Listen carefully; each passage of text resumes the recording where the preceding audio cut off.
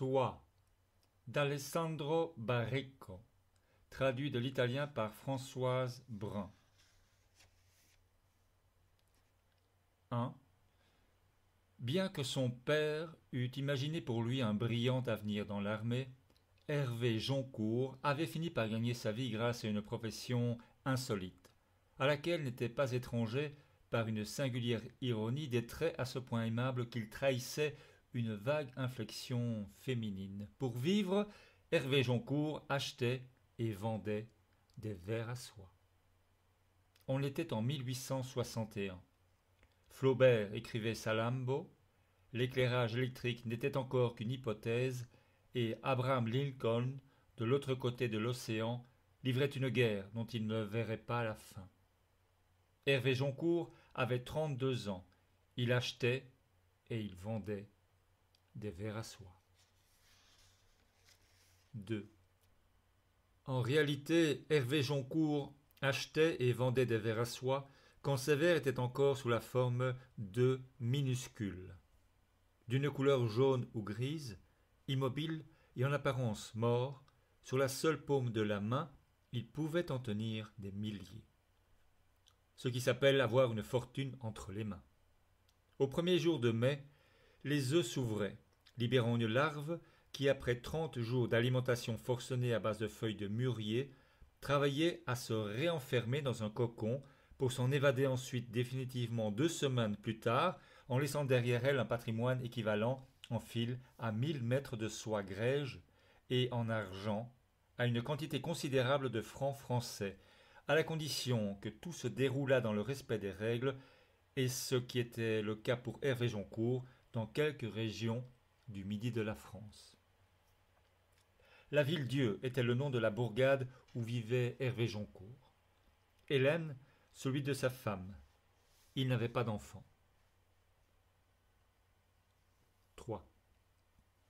Pour éviter les ravages des épidémies qui affectaient de plus en plus souvent les élevages européens, Hervé Joncourt allait acheter les œufs de vers à soie jusque de l'autre côté de la Méditerranée, en Syrie et en Égypte. En cela résidait l'aspect le plus spécifiquement aventureux de son travail.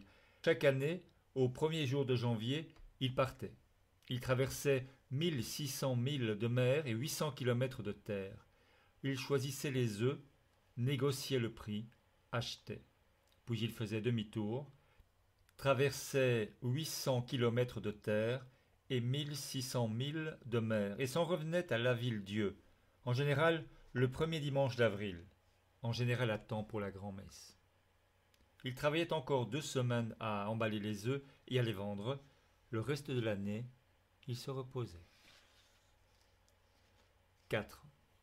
« Y allait comment l'Afrique ?» lui demandaient les gens. Fatigué. Il avait une grande maison à la sortie du bourg et un petit atelier dans le centre, juste en face de la maison abandonnée de Jean Berbec. Jean Berbec avait décidé un jour de ne plus parler. Il tint promesse. Sa femme et ses 2 filles le quittèrent. Il mourut. De sa maison, personne n'avait voulu, et c'était donc maintenant une maison abandonnée. À acheter et vendre des vers à soie, Hervé Joncourt gagnait chaque année une somme suffisante pour assurer à sa femme et à lui-même ce confort qu'en province on tendrait à nommer luxe. Il jouissait avec discrétion de ses biens, et la perspective vraisemblable de devenir réellement riche le laissait tout à fait indifférent. C'était au reste un de ces hommes qui aiment assister à leur propre vie, considérant comme déplacée toute ambition de la vivre. On aura remarqué que ceux-là contemplent leur destin à la façon dont la plupart des autres contemplent une journée de pluie. 5. Si on lui avait demandé, Hervé Joncourt aurait répondu que sa vie continuerait ainsi toujours. Au début des années 60, cependant, l'épidémie de pébrine qui avait rendu inutilisables les œufs des élevages européens se répandit au-delà des mers, jusqu'en Afrique et même, selon certains, jusqu'en Inde. Hervé Joncourt rentra de son voyage habituel en 1861 avec un approvisionnement en œufs qui se révéla 2 mois plus tard presque totalement infecté. Pour la Ville-Dieu, comme pour tant d'autres villes qui fondaient leur richesse sur la production de la soie, Cette année-là parut représenter le début de la fin. La science se montrait incapable de comprendre les causes des épidémies, et la Terre entière, jusque dans ses régions les plus reculées, paraissait prisonnière de ce sortilège sans explication. Pas toute la terre, dit doucement Baldabiou, pas toute, en versant 2 doigts d'eau dans son verre d'anisette. 6. Baldabiou était l'homme qui 20 ans plus tôt était arrivé dans le bourg, s'était dirigé droit sur le cabinet du maire, y était entré sans se faire annoncer, avait posé sur son bureau une écharpe en soie couleur de crépuscule et lui avait demandé « Savez-vous ce que c'est ?» Affaire de femme. Erreur. Affaire d'homme. De l'argent. Le maire le fit jeter dehors. Lui, il construisit une filature en bas, près de la rivière, un hangar pour l'élevage des vers à soie, accolé à la forêt, et une petite église consacrée à Sainte Agnès, au croisement de la route pour Viviers. Il engagea une dizaine d'ouvriers, fit venir d'Italie une mystérieuse machine en bois, toute en engrenage et en roue, et ne dit plus rien pendant 7 mois. Puis il revint chez le maire et posa sur son bureau, bien aligné, 30 000 francs en grosses coupures. Savez-vous ce que c'est ? De l'argent. Erreur. C'est la preuve que vous êtes un con. Puis il reprit les billets, les glissa dans son portefeuille et fit mine de partir. Le maire l'arrêta. Que diable devrais-je faire ? Rien, et vous serez le maire d'une petite ville riche. 5 ans plus tard, la Ville-Dieu avait 7 filatures et était devenue l'un des principaux centres européens de sériciculture et de filage de la soie. Tout n'appartenait pas à Baldabiou, d'autres notables et propriétaires terriens locaux l'avaient suivi dans cette curieuse aventure industrielle. À chacun d'eux, Baldabiou avait dévoilé sans difficulté les secrets du métier. C'était bien plus amusant pour lui que de faire de l'argent à la pelle, enseigner et avoir des secrets à raconter. Il était comme ça, cet homme. 7. Baldabiou était aussi l'homme qui, 8 ans plus tôt, avait changé la vie d'Hervé Joncourt. C'était à l'époque où les premières épidémies commençaient à attaquer la production européenne de vers à soie. Sans se troubler, Baldabiou avait étudié la situation et était parvenu à la conclusion que le problème n'était pas à résoudre, mais à contourner. Il avait l'idée, il ne lui manquait que l'homme. Il sut l'avoir trouvé quand il vit Hervé Joncourt passer devant le café de Verdun, élégant dans son uniforme de sous-lieutenant d'infanterie et fier avec son allure de militaire en permission.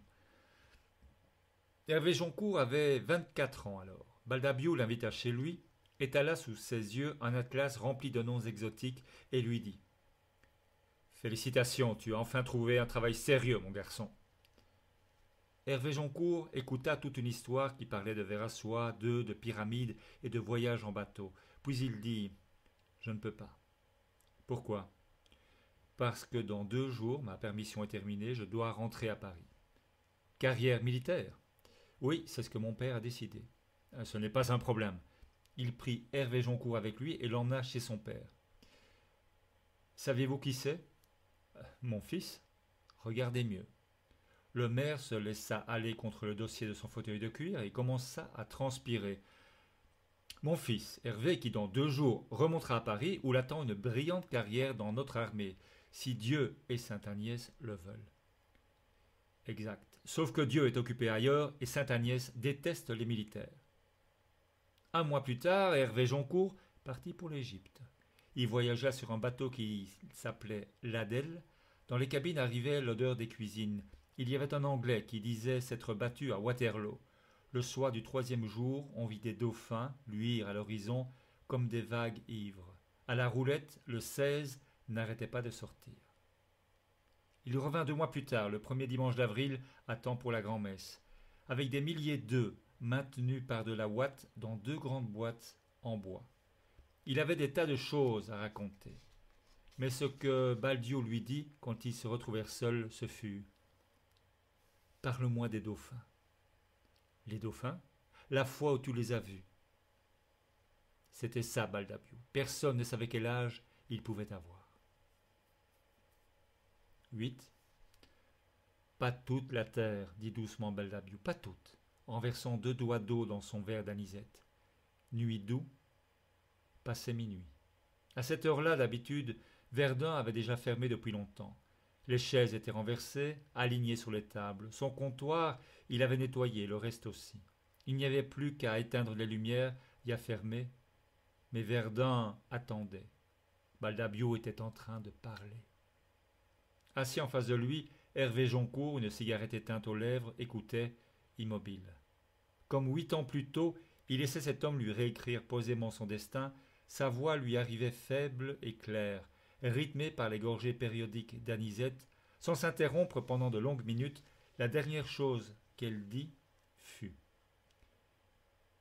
il n'y a pas le choix, si nous voulons survivre, il faut aller là-bas. Silence. Verdun, accoudé à son comptoir, leva les yeux vers les deux autres. Baldabio tenta de trouver encore une gorgée d'anisette dans le fond de son verre. Hervé Joncourt posa sa cigarette sur le bord de la table avant de dire: et il est où exactement ce Japon? Baldabio leva sa canne de jonc en l'air et la pointa par-delà les toits de Saint-Auguste. Par là, toujours tout droit, dit-il, jusqu'à la fin du monde. 9. En ce temps-là, le Japon était effectivement à l'autre bout du monde. C'était une île faite d'îles et qui avait vécu pendant 200 ans complètement séparée du reste de l'humanité, refusant tout contact avec le continent et interdisant l'accès à tous les étrangers. La côte chinoise était à près de 200 milles, mais un décret impérial avait veillé à la rendre plus éloignée encore, empêchant sur toute l'île la construction de bateaux à plus d'un mât. Selon une logique à sa manière éclairée, la loi n'interdisait pas d'ailleurs de s'expatrier, mais elle condamnait à mort ceux qui tentaient de revenir. Les commerçants chinois, hollandais et anglais avaient essayé maintes fois de rompre cet isolement absurde, mais ils n'étaient parvenus qu'à mettre en place un réseau de contrebande périlleux et fragile. Ils y avaient gagné peu d'argent, beaucoup d'ennuis et quelques légendes, bonnes à vendre dans les ports le soir. Là où ils avaient échoué, allaient réussir, par la force des armes, les Américains. En juillet 1853, le commodore Matthew C. Perry entra dans la rade de Yokohama à la tête d'une flotte moderne de bateaux à vapeur et remit aux Japonais un ultimatum qui souhaitait l'ouverture de l'île aux étrangers. Les Japonais n'avaient jamais vu jusque-là de navire capable de remonter la mer contre le vent. Lorsque 7 mois plus tard, Perry fut de retour pour recevoir la réponse à son ultimatum, le gouvernement militaire de l'île se plia à la signature d'un accord qui acceptait l'ouverture aux étrangers de 2 ports dans le nord du pays et l'établissement de quelques premières, prudentes, relations commerciales. La mer autour de cette île, déclara le commodore avec une certaine solennité, est désormais beaucoup moins profonde. 10. Baldabio connaissait toutes ces histoires. Surtout, il connaissait une légende qui revenait très souvent dans les récits de ceux qui y étaient allés, là-bas. Il disait que dans cette île, on produisait la plus belle soie du monde. Et cela depuis plus de 1000 ans, selon des rites et des secrets qui avaient atteint une exactitude mystique. Baldabio, lui, pensait que ce n'était pas une légende, mais la pure et simple vérité. Un jour, il avait tenu dans sa main un voile tissé avec un fil de soie japonais.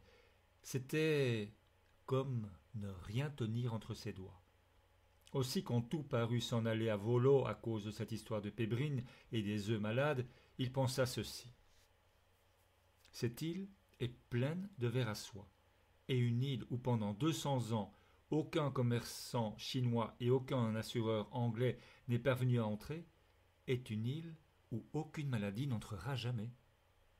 Il ne se contenta pas de le penser, il le dit à tous les producteurs de soie de la Ville-Dieu après les avoir convoqués dans le café de Verdun. Aucun d'eux n'avait jamais entendu parler du Japon. Nous devrions traverser le monde pour aller nous acheter des œufs tels que Dieu les voudrait, dans un endroit où, quand on voit un étranger, on le pend. Le pendait, précisa Baldabio.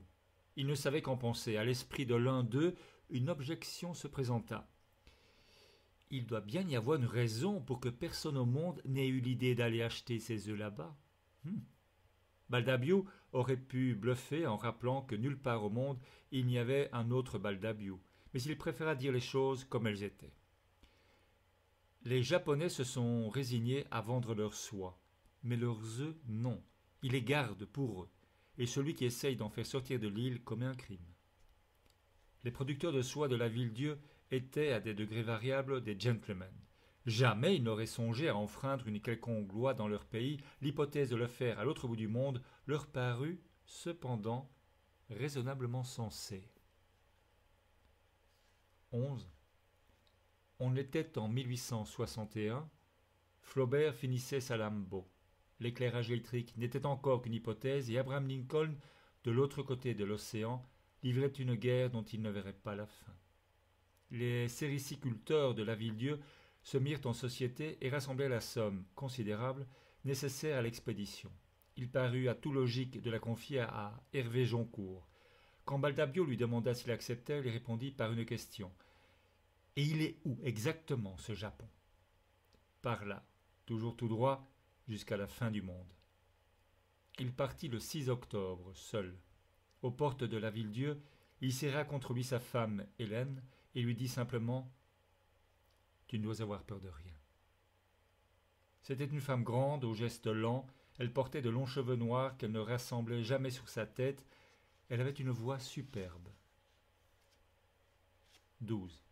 Hervé Joncourt partit avec 80 000 francs or et les noms de 3 hommes que Baldabiou lui avait procurés, un Chinois, un Hollandais et un Japonais. Il passa la frontière près de Metz, traversa le Wurtemberg et la Bavière, pénétra en Autriche, atteignit par le train Vienne puis Budapest et poursuivit jusqu'à Kiev. Il parcourut à cheval 2000 kilomètres de steppes russes, franchit les monts Oural, entra en Sibérie, voyagea pendant 40 jours avant d'atteindre le lac Baïkal, que les gens de l'endroit appelaient mer. Il redescendit le cours du fleuve Amour, longeant la frontière chinoise jusqu'à l'océan, et quand il fut à l'océan, resta 11 jours dans le port de Sabirk en attendant qu'un navire de contrebandiers hollandais l'amène à Capo Terraya, sur la côte ouest du Japon. À pied, en empruntant des routes secondaires, il traversa les provinces d'Ishikawa, Toyama, Niigata, pénétra dans celle de Fukushima, y arriva près de la ville de Shirakawa, qu'il contourna par l'est, puis attendit pendant 2 jours un homme vêtu de noir qui lui banda les yeux et qui le conduisit jusqu'à un village dans les collines où il passa la nuit. Et le lendemain, matin, négocia l'achat des œufs avec un homme qui ne parlait pas et dont le visage était recouvert d'un voile de soie. Noir. Au coucher du soleil, il cacha les œufs dans ses bagages, tourna le dos au Japon et s'apprêta à prendre le chemin du retour. Il avait à peine laissé les dernières maisons du village derrière lui qu'un homme le rejoignit, en courant, et l'arrêta. Il lui dit quelque chose sur un ton excité et péremptoire, puis le fit revenir sur ses pas avec courtoisie et fermeté. Hervé Joncourt ne parlait pas japonais et ne l'entendait pas non plus, mais il comprit qu'Arakei voulait le voir. 13. Un panneau de papier de riz glissa, et Hervé Joncourt entra dans la pièce. Arakei était assis sur le sol, les jambes croisées, dans le coin le plus éloigné de la pièce. Il était vêtu d'une tunique sombre et il ne portait aucun bijou. Seul signe visible de son pouvoir, une femme étendue près de lui, la tête posée sur ses genoux, les yeux fermés, les bras cachés sous un ample vêtement rouge qui se déployait autour d'elle comme une flamme, sur la natte couleur de cendre. Arakei lui passait simplement la main sur les cheveux. On aurait dit qu'il caressait le pelage d'un animal précieux et endormi. Hervé Joncourt traversa la pièce, attendit un signe de son hôte et s'assit en face de lui. Ils restèrent silencieux, se regardant dans les yeux. Survint imperceptible un serviteur qui posa devant eux 2 tasses de thé, puis disparut. Alors Arakei commença à parler dans sa langue d'une voix monotone, diluée, en une sorte de fausset désagréablement artificiel. Hervé Joncourt écoutait, il gardait les yeux fixés dans ceux d'Arakei, et pendant un court instant, sans même s'en rendre compte, les baissa, sur le visage de la femme. C'était le visage d'une jeune fille. Il releva les yeux.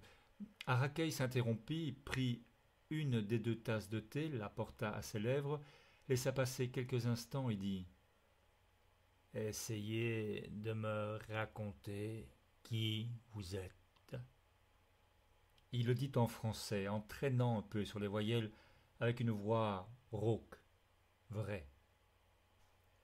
14. À l'homme le plus imprenable du Japon, maître de tout ce que le monde réussissait à faire sortir de cette île, Hervé Joncourt essaya de raconter qui il était.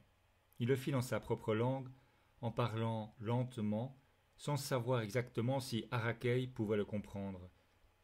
Instinctivement, il renonça à toute prudence, rapportant, sans rien inventer ni omettre, tout ce qui était vrai, simplement. Il alignait les petits détails et les événements cruciaux d'une même voix, avec des gestes à peine esquissés, mimant le parcours hypnotique, neutre et mélancolique d'un catalogue d'objets réchappés d'un incendie. Arrakei écoutait, sans que l'ombre d'une expression décomposât les traits de son visage.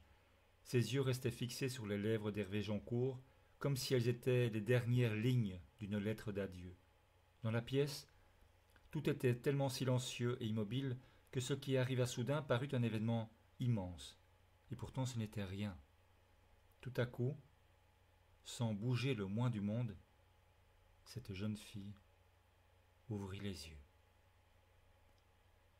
Hervé Joncourt ne s'arrêta pas de parler, mais baissa instinctivement les yeux vers elle, et ce qu'il vit sans s'arrêter de parler, c'était que ces yeux-là n'avaient pas une forme orientale, et qu'ils étaient, avec une intensité déconcertante, pointés sur lui, comme s'il n'avait rien fait d'autre depuis le début sous les paupières.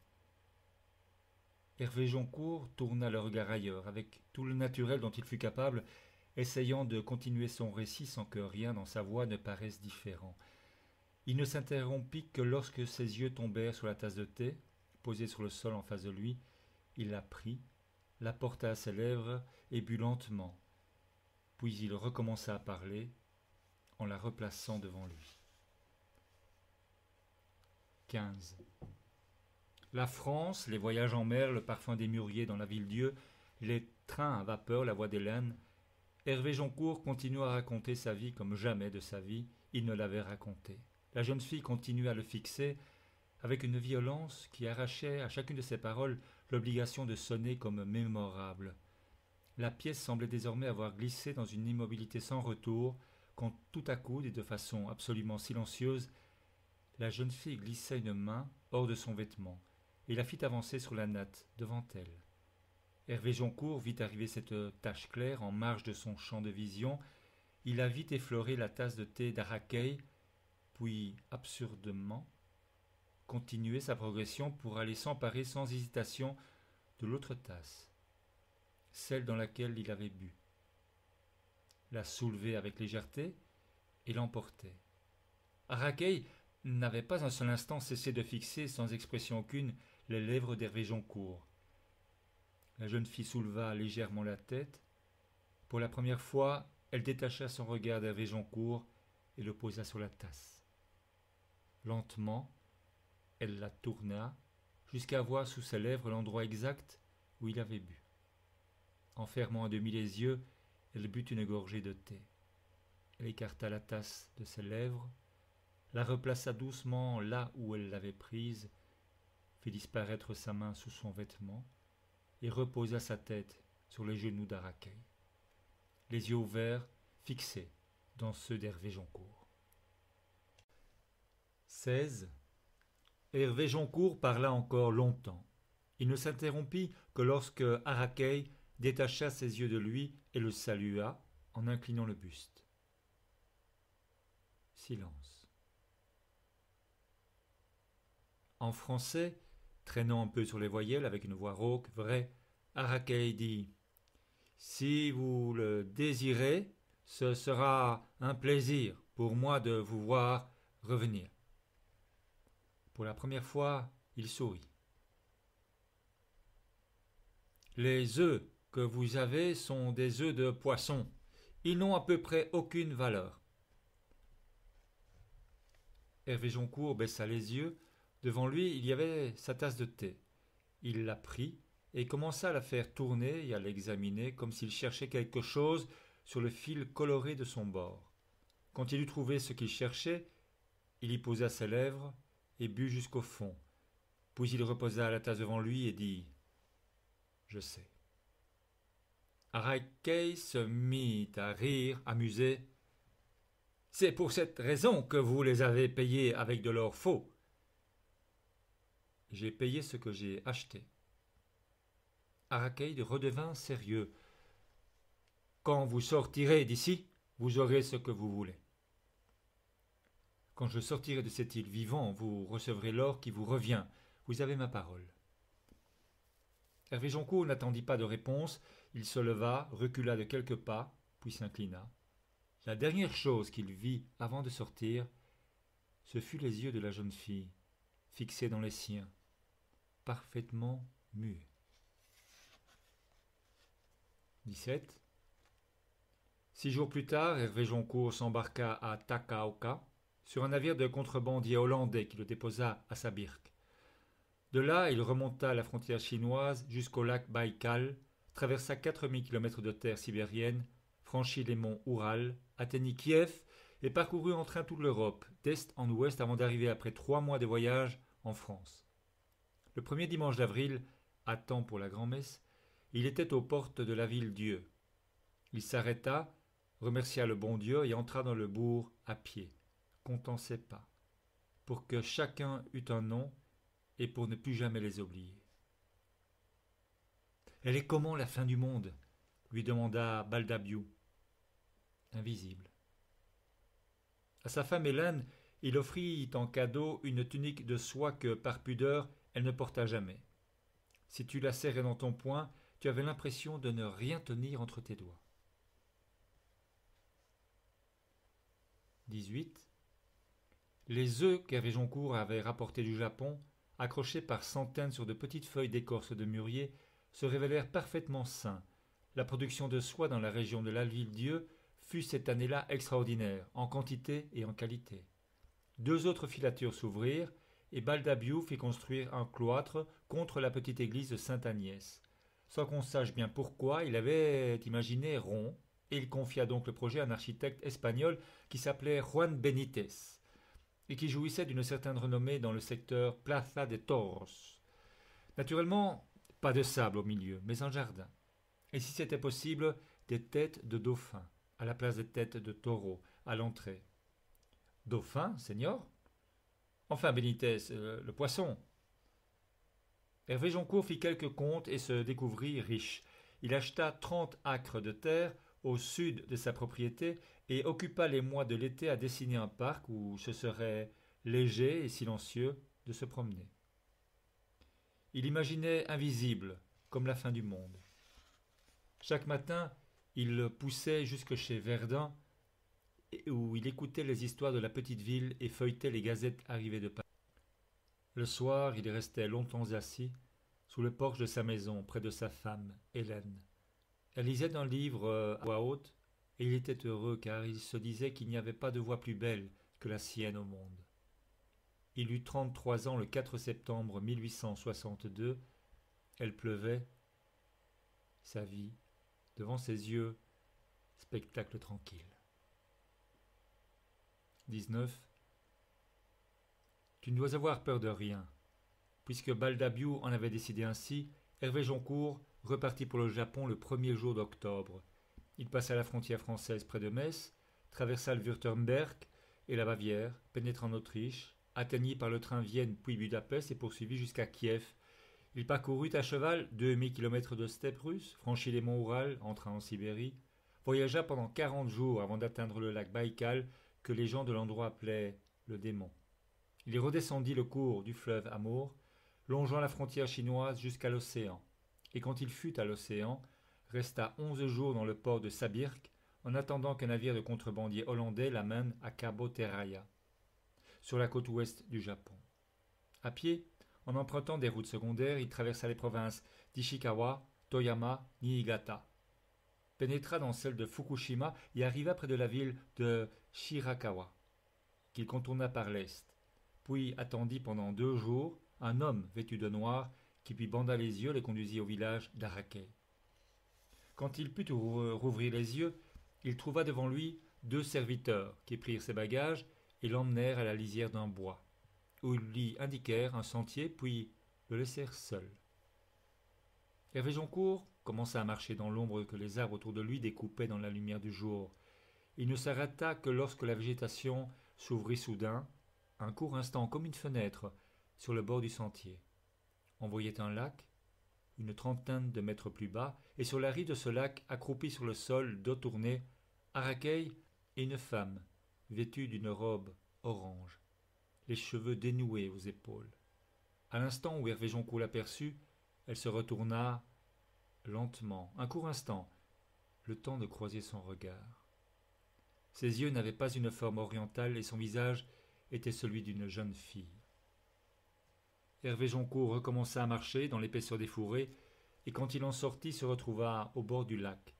À quelques pas de lui, Arakei, seul, dos tourné, était assis, immobile, vêtu de noir. Près de lui, il y avait une robe orange abandonnée sur le sol, et 2 sandales de paille. Hervé Joncourt s'approcha. De minuscules ondes concentriques déposaient l'eau du lac sur le rivage, comme envoyées là, de très loin. « Mon ami français !» murmura Arakei, sans se retourner. Ils restèrent des heures, assis l'un près de l'autre, à parler et à se taire. Puis Arakei se leva et Hervé Joncourt le suivit. Dans un geste imperceptible, avant de regagner le sentier, il laissa tomber un de ses gants à côté de la robe orange abandonnée sur le rivage. Ils arrivèrent au village quand déjà le soir tombait. 20. Hervé Joncourt resta l'hôte d'Arakei pendant 4 jours. C'était comme vivre à la cour d'un roi. Le village tout entier existait autour de cet homme, et il n'y avait guère de geste dans ces collines qui ne fût accompli pour sa défense ou pour son plaisir. La vie bourdonnait à mi-voix. Elle bougeait avec une lenteur pleine de ruse, comme un animal traqué dans sa tanière. Le monde semblait à des siècles de là. Hervé Joncourt avait une maison pour lui et 5 serviteurs qui le suivaient partout. Il mangeait seul, à l'ombre d'un arbre coloré de fleurs qu'il n'avait jamais vu. 2 fois par jour, on lui servait le thé avec une certaine solennité. Le soir, on l'accompagnait dans la salle la plus grande de la maison, où le sol était en pierre et où il se prêtait au rituel du bain. 3 femmes âgées, le visage recouvert d'une sorte de fard blanc, faisaient couler l'eau sur son corps et l'essuyaient à l'aide de linges de soie tiède. Elles avaient des mains rêches, mais très légères. Le matin du second jour, Hervé Joncourt vit arriver dans le village un blanc, accompagné de 2 chariots remplis de grandes caisses en bois. C'était un Anglais. Il n'était pas là pour acheter, il était là pour vendre. « Des armes, monsieur. Et vous ?»« Moi j'achète, des vers à soie. » Ils dînèrent ensemble. L'Anglais avait beaucoup d'histoires à raconter. Depuis 8 ans, il faisait l'aller-retour entre l'Europe et le Japon. Hervé Joncourt l'écouta et à la fin seulement lui demanda « Connaissez-vous une femme jeune, européenne, je crois, blanche, qui vit ici ?» L'Anglais continua de manger impassible. « Il n'y a pas de femme blanche au Japon. Il n'existe pas une seule femme blanche dans tout le Japon. » L'Anglais repartit le lendemain, chargé d'or. 21. Hervé Joncourt ne revit Arakei que le lendemain du 3e jour. Il s'aperçut que ses 5 serviteurs avaient soudain disparu, comme par enchantement, et quelques instants plus tard, il le vit arriver. Cet homme, autour duquel tous dans ce village existaient, se déplaçait toujours dans une bulle de vide, comme si quelque injonction tacite ordonnait au monde de le laisser vivre seul. Ils gravirent ensemble le flanc de la colline, avant d'arriver dans une clairière où le ciel était comme sillonné par le vol de dizaines d'oiseaux aux grandes ailes bleues. Les gens d'ici les regardent voler, et dans leur vol lisent le futur, dit Arakei. Quand j'étais un jeune garçon, mon père m'emmena dans un endroit comme celui-ci. Il me mit son arc entre les mains et m'ordonna de tirer sur un de ces oiseaux. Je tirai, et un grand oiseau aux ailes bleues tomba à terre, comme une pierre morte. Lis le vol de ta flèche si tu veux savoir ton futur, me dit alors mon père. Les oiseaux volaient avec lenteur, montant dans le ciel puis redescendant comme s'ils avaient voulu l'effacer méticuleusement avec leurs ailes. Ils revinrent au village en marchant dans la lumière étrange d'un après-midi qui ressemblait à un soir. Arrivés devant la maison d'Hervé Joncourt, ils se saluèrent. Araqueil se tourna et commença à marcher, lentement, descendant par la route qui longeait la rivière. Hervé Joncourt resta debout sur le seuil à le regarder. Il attendit qu'il fût à une vingtaine de pas, puis il dit « Quand me direz-vous qui est cette jeune fille ?» Araqueil continua de marcher d'un pas lent auquel ne s'attachait aucune fatigue. Autour de lui il y avait le silence le plus absolu et le vide. Comme par une injonction particulière, où qu'il aille, cet homme allait dans une solitude inconditionnelle et parfaite. 22. Le matin du dernier jour, Hervé Joncourt sortit de sa maison et se mit à errer à travers le village. Il croisait des hommes qui s'inclinaient sur son passage et des femmes qui, en baissant les yeux, lui souriaient. Il comprit qu'il était arrivé non loin de la demeure d'Araqueil quand il vit une immense volière qui abritait un nombre incroyable d'oiseaux, de toutes sortes, un spectacle. Araqueil lui avait raconté qu'il les faisait venir de tous les endroits du monde. Quelques-uns d'entre eux valaient plus que toute la soie produite par Laville-Dieu en une année. Hervé Joncourt s'arrêta pour regarder cette folie magnifique. Il se souvint d'avoir lu dans un livre que les Orientaux, pour honorer la fidélité de leur maîtresse, n'avaient pas coutume de leur offrir des bijoux, mais des oiseaux, raffinés et superbes. La demeure d'Araqueil semblait noyée dans un lac de silence. Hervé Joncourt s'approcha et s'arrêta à quelques mètres de l'entrée. Il n'y avait pas de porte, et sur les murs de papier apparaissaient et disparaissaient des ombres qui derrière elles ne semaient aucun bruit. Ça ne ressemblait pas à la vie.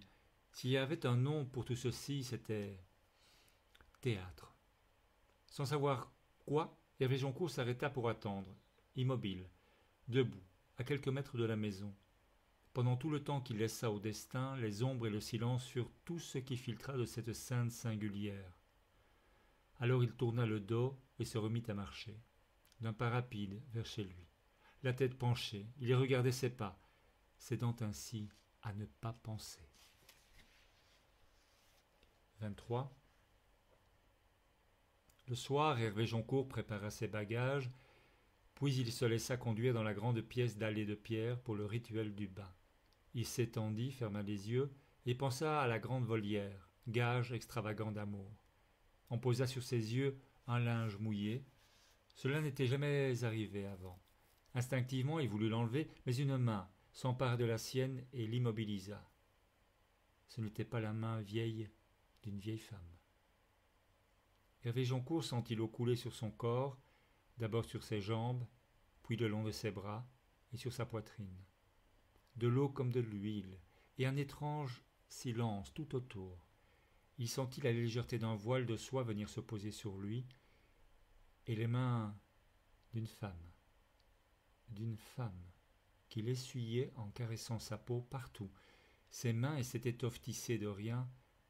Pas un instant il ne bougea, pas même quand il sentit les mains remonter de ses épaules à son cou, et les doigts, la soie, les doigts, monter jusqu'à ses lèvres, les effleurer une fois lentement, puis disparaître. Hervé Joncourt sentit encore le voile de soie se soulever et s'éloigner de lui. La dernière sensation, ce fut une main qui ouvrait la sienne et dans sa paume déposait quelque chose.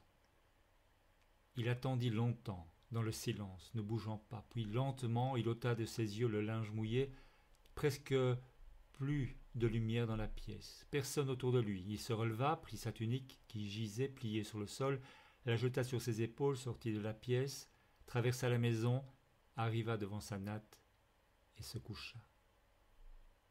Il se mit à observer la flamme qui tremblait, ténue, à l'intérieur de la lanterne, et avec application il arrêta le temps, pendant tout le temps qu'il le désira. Ce ne fut rien ensuite d'ouvrir la main et de voir ce billet petit, quelques idéogrammes dessinés l'un en dessous de l'autre, encre noire. 24. Le lendemain, tôt le matin, Hervé Joncourt partit. Caché parmi ses bagages, il emportait avec lui des milliers d'œufs de verre à soie, autrement dit, l'avenir de la Ville-Dieu, du travail pour des centaines de personnes et la richesse pour une dizaine d'autres. À l'endroit où la route tournait vers la gauche, cachant à jamais la vue du village derrière la silhouette de la colline, il s'arrêta, sans s'occuper des deux hommes qui l'accompagnaient. Il descendit de cheval et resta quelques moments sur le bord de la route, le regard sur ces maisons qui s'agrippaient au dos de la colline. 6 jours plus tard, Hervé Joncourt s'embarqua à Takaoka, sur un navire de contrebandiers hollandais qui l'amena à Sabirk. De là, il remonta la frontière chinoise jusqu'au lac Baïkal, traversa 4000 km de terre sibérienne, franchit les monts Oural, atteignit Kiev et parcourut en train toute l'Europe d'est en ouest avant d'arriver, après 3 mois de voyage, en France. Le premier dimanche d'avril, à temps pour la grand-messe. Il était aux portes de la Ville-Dieu. Il vit sa femme, Hélène, accourir à sa rencontre et sentit le parfum de sa peau quand il la serra contre lui, et le velours dans sa voix quand elle lui dit « Tu es revenu » avec douceur. « Tu es revenu. » 25. À la Ville-Dieu, la vie filait, simplement, réglée par une méthodique normalité. Hervé Joncourt la laissa glisser sur lui pendant 41 jours.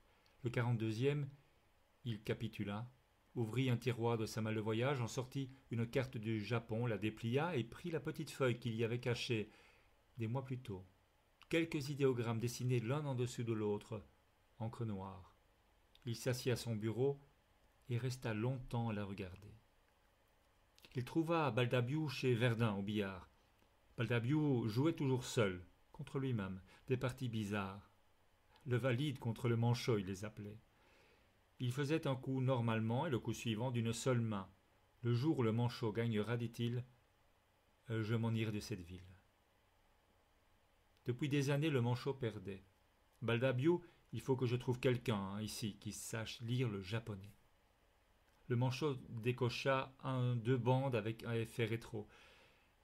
Demande à Hervé Joncourt, il sait tout. Moi, je n'y comprends rien. C'est toi le japonais ici. Peut-être, mais je n'y comprends rien. Le valide se pencha sur le billard et envoya une chandelle à 6 points. Alors il ne reste plus que Madame Blanche. Elle a un magasin de tissus à Nîmes. Au-dessus du magasin, il y a un bordel. C'est à elle aussi. Elle est riche. Et elle est japonaise. Japonaise? Et comment est-elle arrivée ici? Ne lui pose pas la question si tu veux obtenir quelque chose d'elle. Merde! Le manchot venait de rater 3 bandes à 14 points. 26. À sa femme, Hélène, Hervé Joncourt dit qu'il lui fallait se rendre à Nîmes pour affaires, et qu'il serait de retour le jour même. Il monta au premier étage, au-dessus du magasin de tissus, au 12 de la rue Mosca, et demanda à Madame Blanche. On le fit attendre longtemps. Le salon était meublé comme pour une fête commencée des années plus tôt et jamais terminée. Les filles étaient toutes jeunes et françaises. Il y avait un pianiste qui jouait en sourdine des airs aux senteurs de Russie. À la fin de chaque morceau, il passait la main droite dans ses cheveux et murmurait doucement « Voilà ». 27. Hervé Joncourt attendit près de 2 heures, puis on l'accompagna dans le couloir jusqu'à la dernière porte. Il l'ouvrit et entra. Madame Blanche était assise dans un grand fauteuil non loin de la fenêtre. Elle était vêtue d'un kimono fait d'une étoffe légère, entièrement blanc. À ses doigts, comme autant de bagues, elle portait des petites fleurs d'un bleu intense. « Qu'est-ce qui vous fait croire que vous êtes assez riche pour pouvoir coucher avec moi ?» Hervé Joncourt resta debout face à elle, son chapeau à la main. « J'ai besoin que vous me rendiez un service, peu importe le prix. » Puis il tira de la poche intérieure de sa veste une petite feuille, pliée en 4, et la lui tendit. « Il faut que je sache ce qui est écrit là. » Madame Blanche ne bougea pas d'1 millimètre. Elle gardait les lèvres entr'ouvertes. On aurait dit la préhistoire d'un sourire. Je vous le demande, madame. Elle n'avait aucune raison au monde de le faire. Pourtant, elle prit la feuille, l'ouvrit, la regarda. Elle levia les yeux sur Hervé Joncourt, puis les baissa. Elle replia la feuille lentement. Quand elle se pencha en avant pour la lui redonner, son kimono s'entr'ouvrit légèrement sur sa poitrine. Hervé Joncourt vit qu'elle ne portait rien dessous et que sa peau était jeune et d'un blanc immaculé. Revenez, ou je mourrai. Elle dit cela d'une voix froide, en regardant Hervé Joncourt dans les yeux et sans laisser échapper la moindre expression. Revenez, ou je mourrai. Hervé Joncourt replaça la feuille dans la poche intérieure de sa veste. Merci. Il fit un salut de la tête, pivota, marcha vers la porte et s'apprêta à poser quelques billets sur la table. Laissez tomber. Hervé Joncourt hésita un instant. Je ne parle pas de l'argent, je parle de cette femme. Laissez tomber, elle ne mourra pas, et vous le savez. Sans se retourner, Hervé Joncourt posa les billets sur la table, ouvrit la porte et s'en alla. 28. Baldabiou disait que des hommes venaient de Paris quelquefois pour faire l'amour avec Madame Blanche. De retour dans la capitale, ils arboraient au revers de leur habit de soirée quelques petites fleurs bleues, de celles qu'elle portait toujours entre les doigts, comme autant de bagues. 29. Pour la première fois de sa vie, Hervé Joncourt emmena sa femme cet été-là sur la Riviera. Il s'installait pour 2 semaines dans un hôtel de Nice, fréquenté surtout par des Anglais et connu pour les soirées musicales qu'il offrait à ses clients. Hélène était persuadée que dans un endroit aussi beau, il réussirait à concevoir cet enfant qu'ils attendaient en vain depuis des années. Ensemble, ils décidèrent que ce serait un fils, et qu'il s'appellerait Philippe. Ils se mêlaient discrètement à la vie mondaine de la station balnéaire, s'amusant ensuite, enfermés dans leur chambre, à rire des personnages bizarres qu'ils avaient rencontrés. Au concert, un soir, ils firent la connaissance d'un négociant en fourrure, un Polonais. Il disait qu'il était allé au Japon. La nuit précédant leur départ, Hervé Joncourt se trouva réveillé alors qu'il faisait encore nuit et se leva, puis s'approcha du lit d'Hélène. Au moment où elle ouvrit les yeux, il entendit sa propre voix dire doucement « Je t'aimerai toujours ». 30. Au début de septembre, les sériciculteurs de Lavilledieu se réunirent pour décider de ce qu'il fallait faire. Le gouvernement avait envoyé à Nîmes un jeune biologiste chargé d'étudier la maladie qui rendait inutilisables les œufs produits en France. Il s'appelait Louis Pasteur. Il travaillait avec des microscopes capables de voir l'invisible. On disait qu'il avait déjà obtenu des résultats extraordinaires. Du Japon arrivaient des nouvelles sur l'imminence d'une guerre civile, fomentée par les forces qui s'opposaient à l'entrée des étrangers dans le pays. Le consulat français, installé depuis peu à Yokohama, envoyait des dépêches qui déconseillaient pour le moment de nouer avec l'île des relations commerciales et invitaient à l'attente d'une période plus favorable. Enclin à la prudence et sensible à l'énorme dépense que comportait toute expédition clandestine au Japon, de nombreux notables de Lavilledieu firent l'hypothèse qu'on pouvait suspendre les voyages d'Hervé Joncourt et se contenter pour cette année-là des approvisionnements en œufs à peu près fiables qui transitaient par les grands importateurs du Moyen-Orient. Baldabiou les écouta tous, sans dire un mot. À la fin, quand ce fut son tour de parler, il se contenta de poser sa canne de jonc sur la table et de lever les yeux vers l'homme qui était assis en face de lui, et il attendit. Hervé Joncourt était au courant des recherches de Pasteur, et il avait lu les nouvelles qui arrivaient du Japon, mais il s'était toujours refusé à les commenter. Il préférait employer son temps à revoir le projet du parc qu'il voulait construire autour de sa maison. En un endroit caché de son bureau, il gardait une petite feuille pliée en 4, avec quelques idéogrammes dessinés l'un en dessous de l'autre, encre noire. Il avait un compte en banque substantiel, menait une vie tranquille et caressait l'illusion raisonnable de devenir bientôt père. Quand Baldabiou leva les yeux vers lui, il dit « C'est à toi de décider, Baldabiou. » 31. Hervé Joncourt partit pour le Japon au 1er jour d'octobre. Il passa la frontière près de Metz, traversa le Wurtemberg et la Bavière, pénétra en Autriche, atteignit par le train Vienne, puis Budapest et poursuivit jusqu'à Kiev. Il parcourut à cheval 2000 km de steppe russe, franchit les monts Oural, entra en Sibérie, voyagea pendant 40 jours avant d'atteindre le lac Baïkal, que les gens de l'endroit appelaient le dernier. Il redescendit le cours du fleuve Amour, longeant la frontière chinoise jusqu'à l'océan, et quand il fut à l'océan, resta 11 jours dans le port de Sabirk, en attendant qu'un navire de contrebandiers hollandais l'amène à Capoterraya, sur la côte ouest du Japon.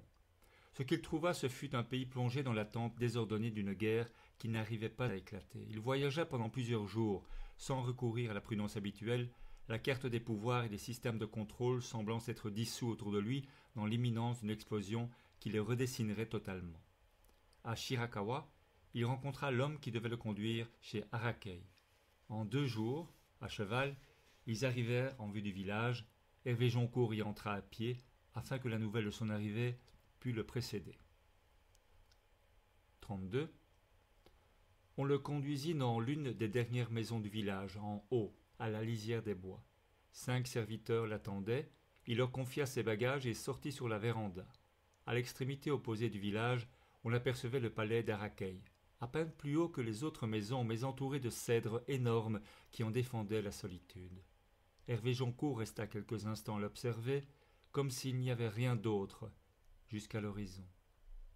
Ce fut ainsi qu'il vit, finalement, tout à coup, le ciel. Au-dessus du palais se noircirent du vol de centaines d'oiseaux, comme explosés de la terre. Des oiseaux de toutes sortes, étourdis, qui s'enfuyaient de tous côtés, affolés, chantaient et criaient, pyrotechnie jaillissante d'ailes, nuées de couleurs et de bruits lancés dans la lumière, terrorisés, musique en fuite, là, dans le ciel, à voler. Hervé Joncourt sourit. 33. Le village commença à s'agiter comme une fourmilière affolée. Tous couraient et criaient et regardaient en l'air pour suivre des yeux ces oiseaux échappés. Orgueil de leur seigneur pendant des années, outrage à présent qui volait dans le ciel. Hervé Joncourt sortit de chez lui et redescendit à travers le village, marchant lentement et regardant devant lui avec un calme infini. Personne ne semblait le voir, et il semblait ne rien voir. Il était un fil d'or qui courait droit dans la trame d'un tapis tissé par un fou. Il passa le pont sur la rivière, descendit jusqu'au grand cèdre, entra dans leur ombre et en ressortit.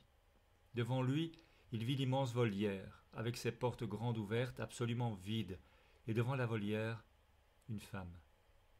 Il ne regarda pas autour de lui et continua simplement à marcher, lentement, ne s'arrêtant que lorsqu'il fut en face d'elle. Ses yeux n'avaient pas une forme orientale, et son visage était celui d'une jeune fille.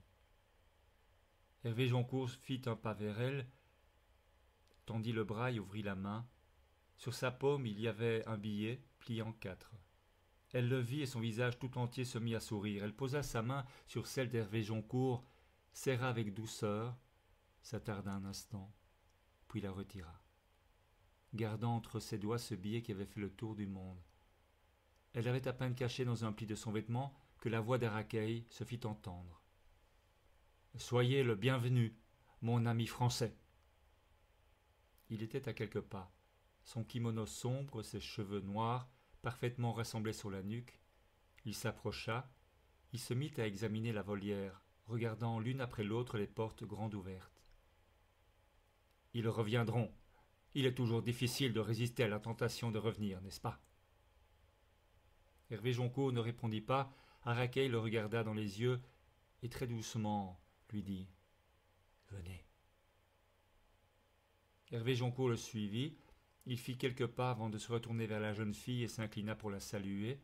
« J'espère vous revoir bientôt. » Arakei continua de marcher. « Elle ne connaît pas votre langue, dit-il. Venez. » 34. Ce soir-là, Arakei invita Hervé Joncourt dans sa demeure. Il y avait là quelques hommes du village et des femmes vêtues avec une grande élégance, le visage fardé de blanc et de couleurs éclatantes. On buvait du saké, on fumait dans de longues pipes en bois un tabac à l'arôme étourdissant et âpre. arrivèrent des saltimbanques et un homme qui arrachait les rires par ses imitations d'hommes et d'animaux. 3 vieilles femmes jouaient sur des instruments à cordes, sans jamais cesser de sourire. Arrakei était assis à la place d'honneur, vêtu de noir, les pieds nus. Dans une robe de soie splendide, la femme au visage de jeune fille était assise à côté de lui. Hervé Joncourt se tenait à l'extrémité opposée de la pièce. Il était assiégé par le parfum douceâtre des femmes qui l'entouraient, et il souriait avec embarras aux hommes qui se divertissaient à lui raconter des histoires qu'il ne comprenait pas. 1000 fois, il chercha ses yeux, et 1000 fois, elle trouva les siens. C'était comme une danse triste, secrète et impuissante. Hervé Joncourt la dansa très avant dans la nuit, puis se leva, dit quelque chose en français pour s'excuser, se débarrassa comme il put d'une femme qui avait décidé de l'accompagner, et en s'ouvrant un chemin au milieu des nuages de fumée et des hommes qui l'apostrophaient dans leur langue incompréhensible, il partit. Avant de sortir de la pièce, il regarda une dernière fois vers elle. Elle était en train de le regarder de ses yeux parfaitement muets, à des siècles de là. Hervé Joncourt erra à travers le visage en respirant l'air frais de la nuit, s'égarant dans les ruelles qui escaladaient le flanc de la colline. Quand il arriva chez lui, il vit une lanterne allumée qui oscillait derrière la paroi de papier. Il entra et trouva 2 femmes debout devant lui. Une orientale jeune, vêtue d'un simple kimono blanc, et elle. Il y avait dans ses yeux une sorte de gaieté fébrile. Sans lui laisser le temps de rien, elle s'approcha, prit sa main, la porta à son visage, l'effleura des lèvres, puis en la serrant fort, la posa sur les mains de la jeune fille qui était près d'elle, et l'y maintint un court instant, pour que cette main ne pût s'échapper. Enfin, elle la retira, fit 2 pas en arrière, prit la lanterne, regarda un instant Hervé Joncourt dans les yeux, puis s'enfuit en courant. C'était une lanterne orange. Elle disparut dans la nuit, petite lumière qui s'enfuyait. 35. Hervé Joncourt n'avait jamais vu cette jeune fille, et en fait, il ne la vit pas non plus cette nuit-là. Dans la chambre sans lumière, il sentit la beauté de son corps, et il connut ses mains et sa bouche. Il l'aima pendant des heures, avec des gestes qu'il n'avait jamais faits, se laissant enseigner de lenteur qu'il ne connaissait pas. Dans le noir, ce n'était rien de l'aimer, et de ne pas l'aimer, elle. Un peu avant l'aube, la jeune fille se leva, remit son kimono blanc et partit. 36. En face de chez lui, à l'attendre, Hervé Joncourt trouva au matin un homme d'Arrakei. Il avait avec lui 15 feuilles d'écorce de mûrier, entièrement recouvertes d'œufs, minuscules, couleur d'ivoire. Hervé Joncourt examina chaque feuille avec soin, puis négocia le prix et paya en écailles d'or. Avant que l'homme ne s'en allât, il lui fit comprendre qu'il voulait voir Arrakei. L'homme secoua la tête. Hervé Joncourt comprit à ses gestes qu'Arrakei était parti le matin même, tôt, avec sa suite, et que personne ne savait quand il reviendrait. Hervé Joncourt traversa le village en courant, jusqu'à la demeure d'Arrakei. Il ne trouva que des serviteurs qui, à chacune de ses questions, répondaient en secouant la tête. La maison paraissait déserte, et bien qu'il cherchât autour de lui, même dans les objets les plus insignifiants, il ne vit rien qui ressemblât à un message qui lui fût destiné. Il quitta la maison et en revenant vers le village, passa devant l'immense volière. Les portes étaient à nouveau fermées. À l'intérieur, des centaines d'oiseaux volaient, à l'abri du ciel. 37. Hervé Joncourt attendit encore 2 jours un signe quelconque, puis il partit. À un peu plus d'une demi-heure du village, il se trouva passé non loin d'un bois d'où arrivait un singulier et argentin vacarme. On y voyait cachés parmi les feuilles les milliers de taches sombres d'une bande d'oiseaux, arrêtés là pour se reposer. Sans rien expliquer aux 2 hommes qui l'accompagnaient, Hervé Joncourt arrêta son cheval, prit son revolver à sa ceinture et tira 6 coups en l'air. La bande d'oiseaux terrorisés s'éleva dans le ciel comme la colonne de fumée s'échappant d'un incendie, si haute que tu l'aurais vue à des jours et des jours de marche. noir dans le ciel, sans autre but que son propre égarement. 38. 6 jours plus tard, Hervé Joncourt s'embarqua à Takaoka, sur un navire de contrebandier hollandais qui le déposa à Sabirk. De là, il remonta la rivière chinoise, jusqu'au lac Baïkal, traversa 4000 km de terre sibérienne, franchit les monts Oural, atteignit Kiev, et parcourut en train toute l'Europe, d'est en ouest, avant d'arriver, après 3 mois de voyage, en France. Le premier dimanche d'avril, à temps pour la grand-messe. Il était aux portes de la Ville-Dieu. Il fit arrêter sa voiture et pendant quelques minutes resta assis, immobile, derrière les rideaux tirés. Puis il descendit et continua à pied, pas après pas, avec une fatigue infinie. Baldabio lui demanda s'il avait vu la guerre. Pas celle que j'attendais, répondit-il. La nuit, il vint dans le lit d'Hélène et l'aima avec une telle impatience qu'elle prit peur et ne put retenir ses larmes. Quand elle vit qu'il s'en apercevait, elle s'efforça de lui sourire. C'est seulement que je suis tellement heureuse, lui dit-elle doucement. 39. Hervé Joncourt remit les os aux sériciculteurs de la Ville-Dieu, puis pendant plusieurs jours il ne se montra plus dans le pays, négligeant même son habituel et quotidien passage chez Verdun. Au premier jour de mai, à la stupeur générale, il acheta la maison abandonnée de Jean Berbec. Celui qui s'était arrêté un jour de parler jusqu'à sa mort n'avait plus rien dit. Tout le monde pensa qu'il avait en tête d'y faire son nouvel atelier. Il ne s'occupa même pas de la débarrasser. Il y allait de temps en temps. Il restait là, seul, dans ses pièces. À quoi faire, on n'en savait rien. Un jour, il y emmena Baldabio. « Tu sais, toi, pourquoi Jean Berbec s'est arrêté de parler ?» lui demanda-t-il. « C'est une des nombreuses choses qu'il n'a jamais dites. » Des années s'étaient écoulées, mais il y avait encore les cadres accrochés au mur et les casseroles sur l'égouttoir, à côté de l'évier. Ce n'était pas très gai, et Baldabio, pour sa part, serait volontiers ressorti, mais Hervé Joncourt continuait à regarder fasciné ces murs moisis et morts.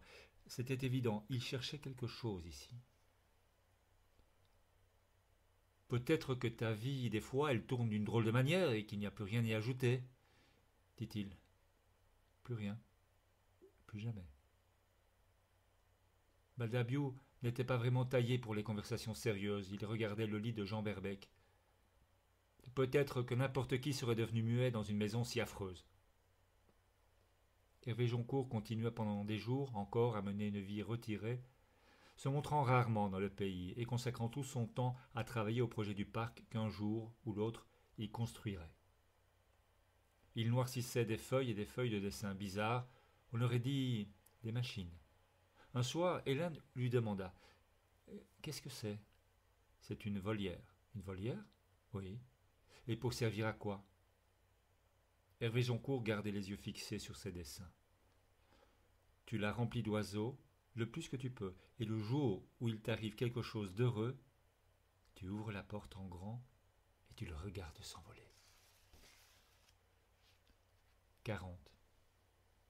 À la fin du mois de juillet, Hervé Joncourt partit accompagné de sa femme pour Nice. Il s'installait dans une petite villa sur le bord de la mer. C'était Hélène qui l'avait voulu, persuadée que la tranquillité d'un refuge isolé réussirait à tempérer l'humeur mélancolique qui semblait s'être emparée de son mari. Elle avait eu l'adresse néanmoins de faire passer ce choix pour un caprice personnel, offrant à l'homme qui elle aimait le plaisir de le lui pardonner. Ils vécurent ensemble 3 semaines de menu et inentamable bonheur. Dans les journées où la chaleur se faisait plus clémente, il louait un fiacre et s'amusait à découvrir les villages cachés sur les collines où la mer ressemblait à un décor de papier peint. Parfois, ils allaient en ville pour un concert ou une occasion mondaine. Un soir, ils acceptèrent l'invitation d'un baron italien qui fêtait son 60e anniversaire par un dîner solennel à l'hôtel suisse. On en était au dessert quand Hervé Joncourt leva les yeux vers Hélène. Elle était assise de l'autre côté de la table, à côté d'un séduisant gentleman anglais qui, curieusement, arborait au revers de son habit un anneau de petites fleurs bleues. Hervé Joncourt le vit se pencher vers Hélène et lui murmurer quelque chose à l'oreille. Hélène se mit à rire, d'un rire superbe, et en riant, fléchit un peu la tête vers le gentleman anglais, allant jusqu'à effleurer de ses cheveux son épaule. En un geste qui était sans aucun embarras, mais qui avait seulement une exactitude déconcertante. Hervé Joncourt baissa les yeux sur son assiette. Il ne put s'empêcher de remarquer que sa propre main, serrée sur la petite cuillère en argent, s'était mise indéniablement à trembler. Plus tard, au fumoir, Hervé Joncourt, chancelant du trop d'alcool qu'il avait bu, s'approcha d'un homme qui, assis seul à une table, regardait devant lui, une expression vaguement ahurie sur le visage. Il se pencha vers lui et lui dit lentement: « Je dois vous communiquer quelque chose de très important, monsieur. Nous sommes tous répugnants. Nous sommes tous merveilleux, mais nous sommes tous répugnants. » L'homme venait de Dresde. Il faisait du trafic de viande et ne comprenait pas bien le français. Il éclata d'un rire fracassant, secouant la tête en signe d'acquiescement. À plusieurs reprises, on aurait dit qu'il n'allait plus s'arrêter. Hervé Joncourt et sa femme demeurèrent sur la Riviera jusqu'au début du mois de septembre. Ils quittèrent à regret la petite villa, car il avait senti léger, entre ses murs, le lot de s'aimer. 41. Baldabiou arriva chez Hervé Joncourt de bon matin. Ils s'assirent sous le porche. « Il n'est pas extraordinaire, ce parc. »« Je n'ai pas encore commencé à le construire, Baldabiou. C'est pour ça. » Baldabiou ne fumait jamais le matin. Il sortait sa pipe, la bourra et l'alluma. « J'ai rencontré ce pasteur. Il est bien, cet homme. Il m'a montré, il est capable de reconnaître les œufs malades des œufs sains. Il ne sait pas les soigner, bien sûr, mais il peut isoler ceux qui sont sains. Et il dit que probablement 30% de ceux que nous produisons le sont. » Pause. On dit qu'au Japon, la guerre a éclaté, cette fois pour de bon. Les Anglais donnent des armes au gouvernement, les Hollandais aux rebelles. Il paraît qu'ils sont d'accord entre eux. Ils vont les laisser s'étriper, et ensuite, ils prendront tout et se le partageront. Le consulat français regarde, eux, pour regarder, ils sont toujours là. Bon qu'à envoyer des dépêches pour raconter les massacres et les étrangers égorgés comme des moutons. Pause. Et il y a encore du café ? Hervé Joncourt lui versa du café. Pause.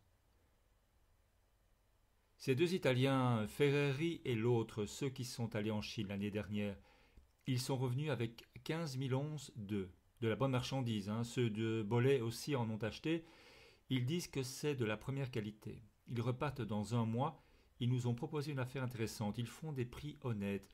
11 francs l'once, tout couvert par les assurances. Ce sont des gens sérieux, avec une organisation derrière. Ils vendent des œufs à la moitié de l'Europe. Des gens sérieux, je te dis. Pause. Je ne sais pas, mais peut-être qu'on pourrait y arriver. Avec nos œufs, avec le travail que fait Pasteur, et puis ce qu'on peut acheter aux deux Italiens, on pourrait y arriver. Les autres dans le pays disent que c'est une folie de t'envoyer là-bas. Avec tout ce que ça coûte, ils disent que c'est trop risqué, ils ont raison. Et les autres fois, c'était différent. Mais maintenant c'est difficile d'en revenir vivant de là-bas. Pause. Ce qu'il y a, c'est qu'ils ne veulent pas risquer de perdre les œufs. Et moi, je ne veux pas risquer de te perdre toi. Hervé Joncourt resta un moment les yeux fixés sur le parc qui n'existait pas. Puis il fit quelque chose qu'il n'avait jamais fait. « J'irai au Japon, Baldabiou, dit-il. J'achèterai ces œufs, et s'il le faut, je les achèterai avec mon propre argent. Tu dois juste décider si je vous les vends à vous ou à quelqu'un d'autre. » Baldabiou ne s'y attendait pas. C'était comme de voir gagner le manchot, au dernier coup, sur un 4 bandes. Une géométrie impossible. 42. Baldabiou annonça aux éleveurs de la Ville-Dieu que Pasteur était peu crédible, que ces œufs italiens avaient déjà escroqué une bonne moitié de l'Europe, qu'au Japon la guerre serait terminée avant l'hiver et que Sainte Agnès, en rêve, lui avait demandé s'ils n'étaient pas tous une armée de trouilles au cul. À Hélène seulement il ne put mentir. Est-il vraiment nécessaire qu'il parte, Baldabiou ? Non. Alors pourquoi ? Je ne peux pas l'en empêcher, et s'il veut aller là-bas, je peux seulement lui donner une raison de plus pour revenir. Tous les éleveurs de la Ville-Dieu versèrent, bon gré mal gré, leur quote-part pour financer l'expédition. Hervé Joncourt commença ses préparatifs et au premier jour d'octobre fut prêt à partir. Hélène, comme toutes les années, l'aida sans rien lui demander et en lui cachant ce qui pouvait l'inquiéter.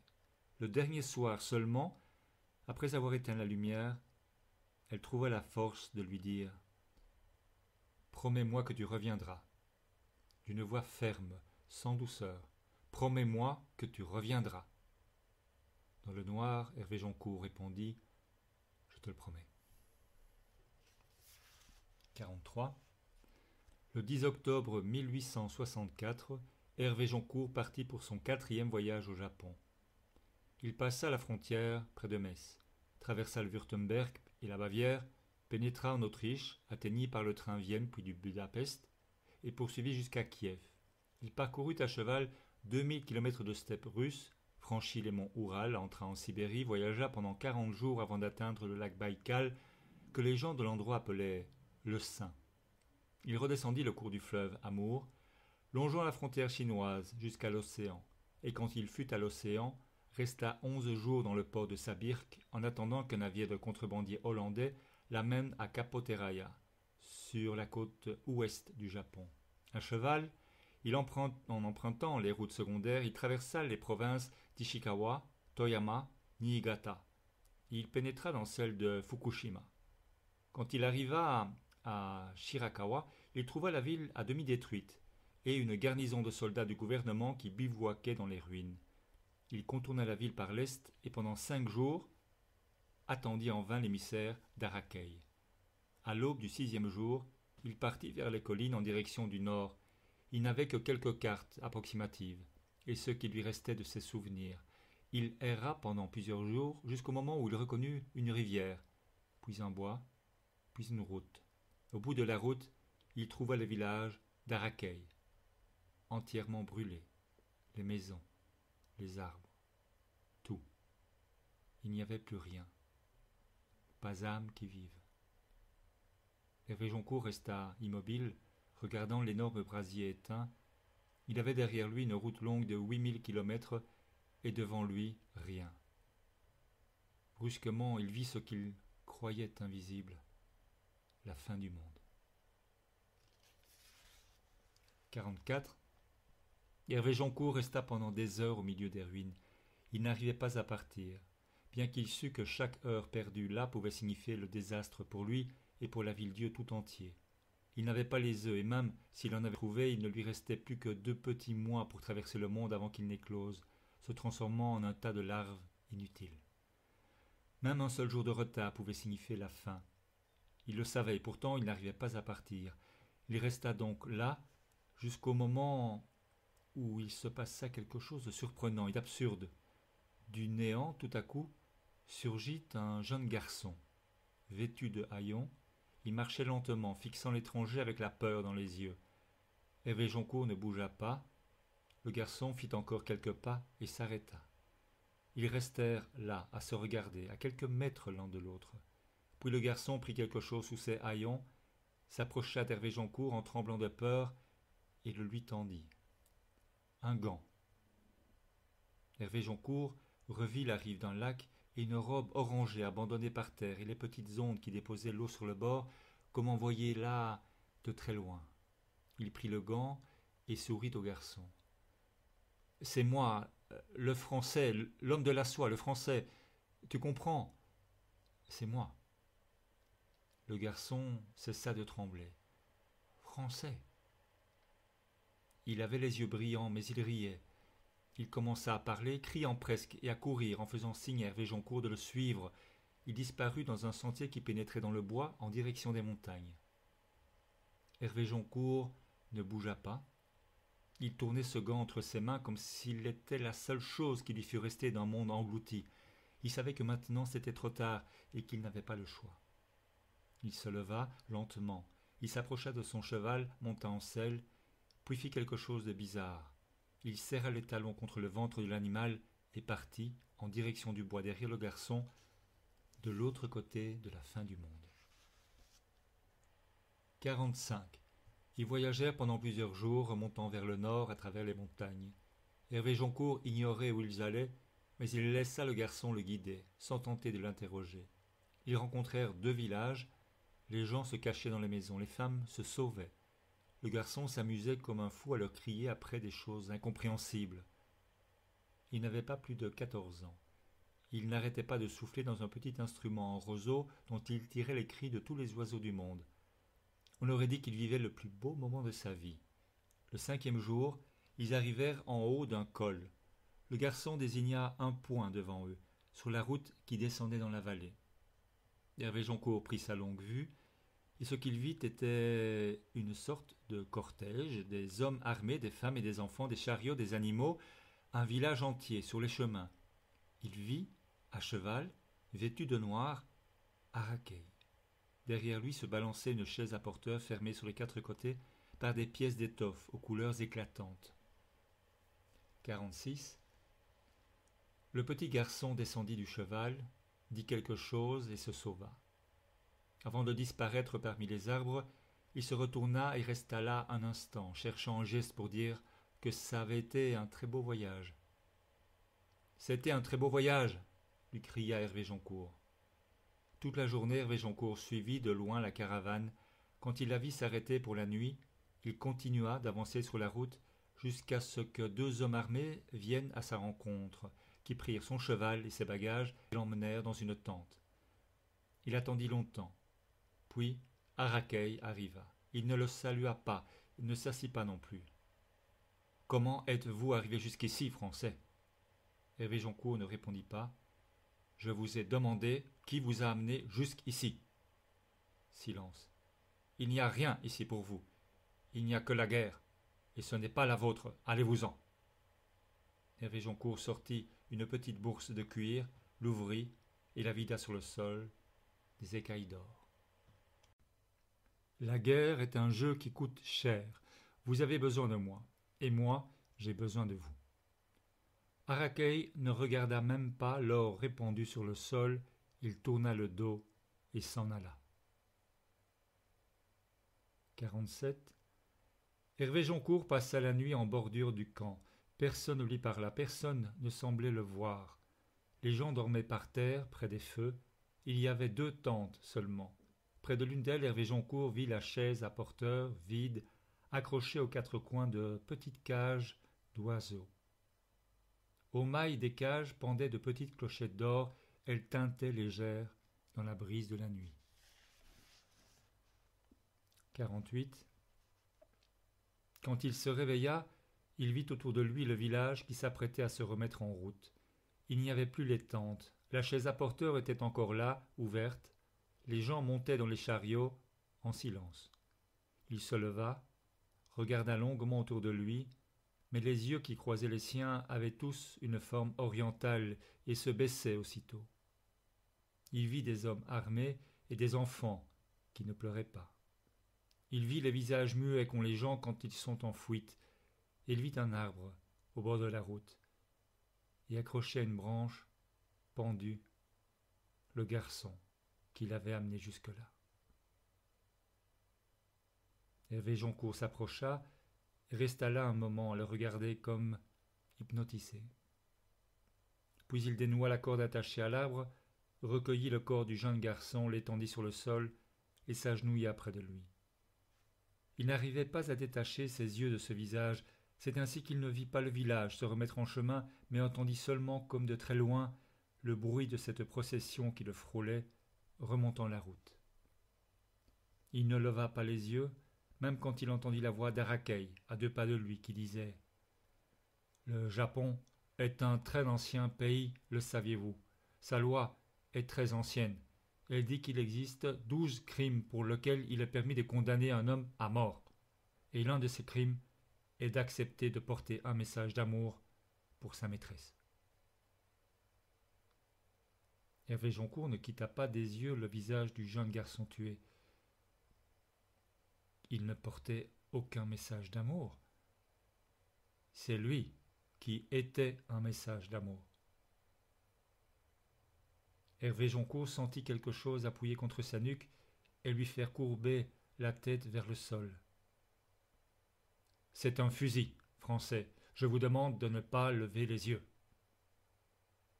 Hervé Joncourt ne comprit pas tout de suite, puis il entendit dans le bruissement de cette procession en fuite le son doré de 1000 clochettes minuscules qui se rapprochaient petit à petit, et bien qu'il n'eût devant les yeux que cette terre noire, il imaginait cette chaise à porteur oscillant comme un pendule.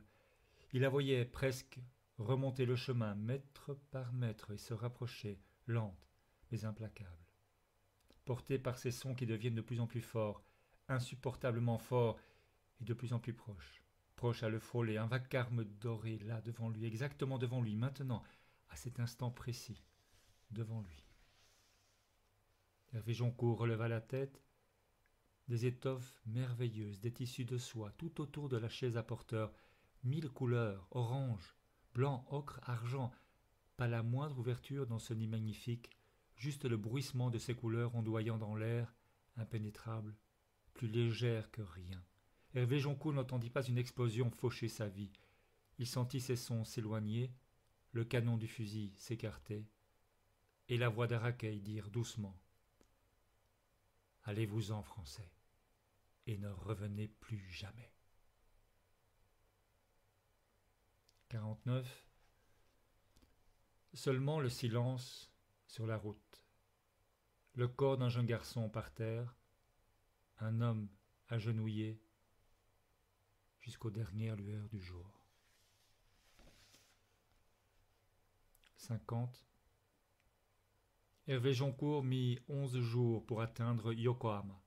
Il corrompit un fonctionnaire japonais et se procura 16 cartons d'œufs qui provenaient du sud de l'île. Il les enveloppa dans des linges de soie et les scella à l'intérieur de 4 boîtes en bois rondes. Il réussit à s'embarquer pour le continent et au premier jour de mars arriva sur la côte russe. Il choisit la voie la plus au nord, cherchant le froid, pour bloquer la vie des œufs et prolonger le temps qui restait avant leur éclosion. Il traversa à marche forcée 4000 km de Sibérie, franchit les monts Oural et arriva à Saint-Pétersbourg. À prix d'or, il acheta des quintaux de glace et les chargea avec les œufs dans la cale d'un cargo qui se rendait à Hambourg. Il fallut 6 jours pour y arriver. Il déchargea ses 4 boîtes en bois, rondes, et monta dans un train qui allait vers le sud.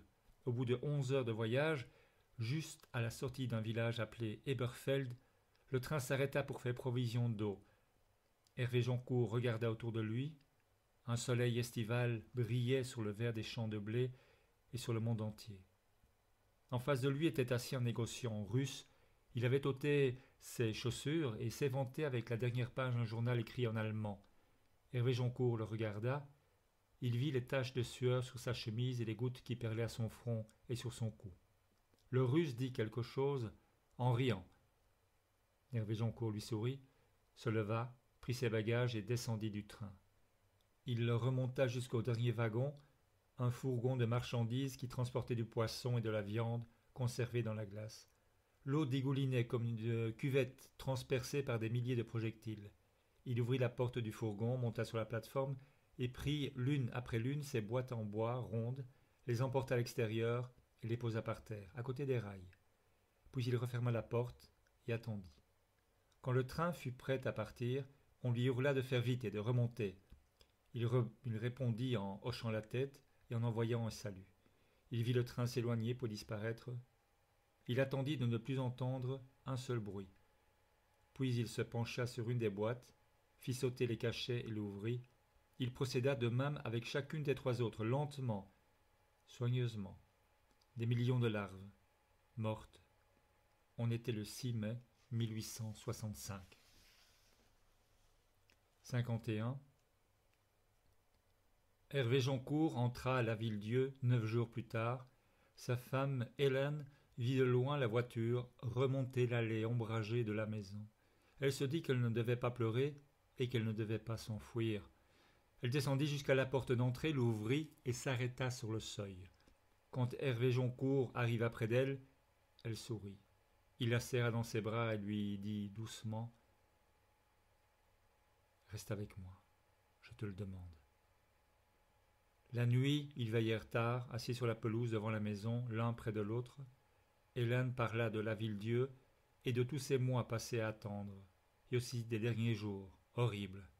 « Tu étais mort, dit-elle. Et il n'y avait plus rien de beau au monde. 52.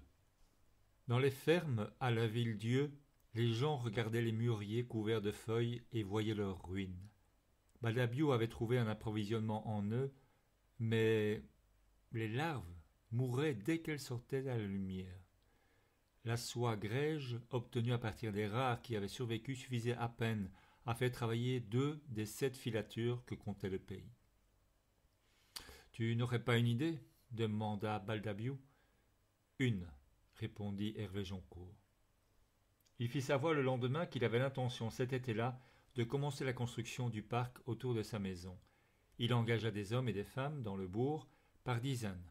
Ils déboisèrent la colline et en émoussèrent la forme, adoucissant la pente qui descendait vers la vallée. Avec des arbres et des haies, ils dessinèrent sur le sol des labyrinthes légers et transparents. Avec des fleurs de toutes sortes, ils créèrent des jardins qui s'ouvraient comme des clairières, par surprise, au cœur de petits bosquets de bouleaux. Ils firent venir l'eau depuis la rivière et la firent redescendre de fontaine en fontaine jusqu'à la limite occidentale du parc, où elle formait un petit lac entouré de prairies. Au sud, au milieu des citronniers et des oliviers, ils construisirent une grande volière faite de bois et de fer, on aurait dit une broderie suspendue dans l'air. Ils travaillèrent pendant 4 mois. À la fin de septembre, le parc fut prêt. Personne, à la Villedieu, n'avait jamais rien vu de pareil. Les gens disaient qu'Hervé Joncourt y avait dépensé tout son capital. Ils disaient aussi qu'il était revenu différent, malade peut-être, du Japon. Ils disaient qu'il avait vendu les œufs aux Italiens et qu'il avait maintenant une fortune en or qui l'attendait dans les banques à Paris. Ils disaient que s'il n'y avait pas eu son parc, ils seraient tous morts de faim cette année-là. Ils disaient que c'était un escroc. Ils disaient que c'était un saint. Certains disaient « il a quelque chose, comme une sorte de malheur sur lui ». 53.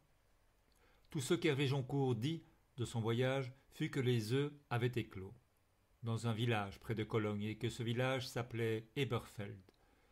4 mois et 13 jours après son retour, Baldabio vient s'asseoir en face de lui au bord du lac à la limite occidentale du parc et lui dit « De toute façon, il faudra bien que tu la racontes à quelqu'un, un jour ou l'autre, la vérité. » Il le dit doucement, en faisant un effort car il ne croyait pas que la vérité pût jamais servir à quelque chose. Hervé Joncourt porta son regard vers le parc. Il y avait l'automne et une fausse lumière partout. La première fois que j'ai vu Araqueil, il portait une tunique sombre. Il était assis, les jambes croisées, immobile, dans un coin de la pièce. Étendu près de lui, la tête posée sur ses genoux, il y avait une femme. Ses yeux n'avaient pas une forme orientale et son visage était celui d'une jeune fille. Baldabio écouta en silence jusqu'à la fin, jusqu'au train à Eberfeld. Il ne pensait rien, il écoutait. Il eut mal d'entendre à la fin Hervé Joncourt dire doucement « Je n'ai même jamais entendu sa voix. » Et un instant plus tard, c'est une souffrance étrange. Doucement. Mourir de nostalgie pour quelque chose que tu ne vivras jamais.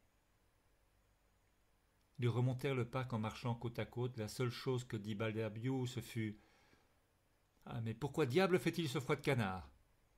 dit-il à un moment. 54. Au début de la nouvelle année, 1866, le Japon autorisa officiellement l'exportation des œufs de verre à soie.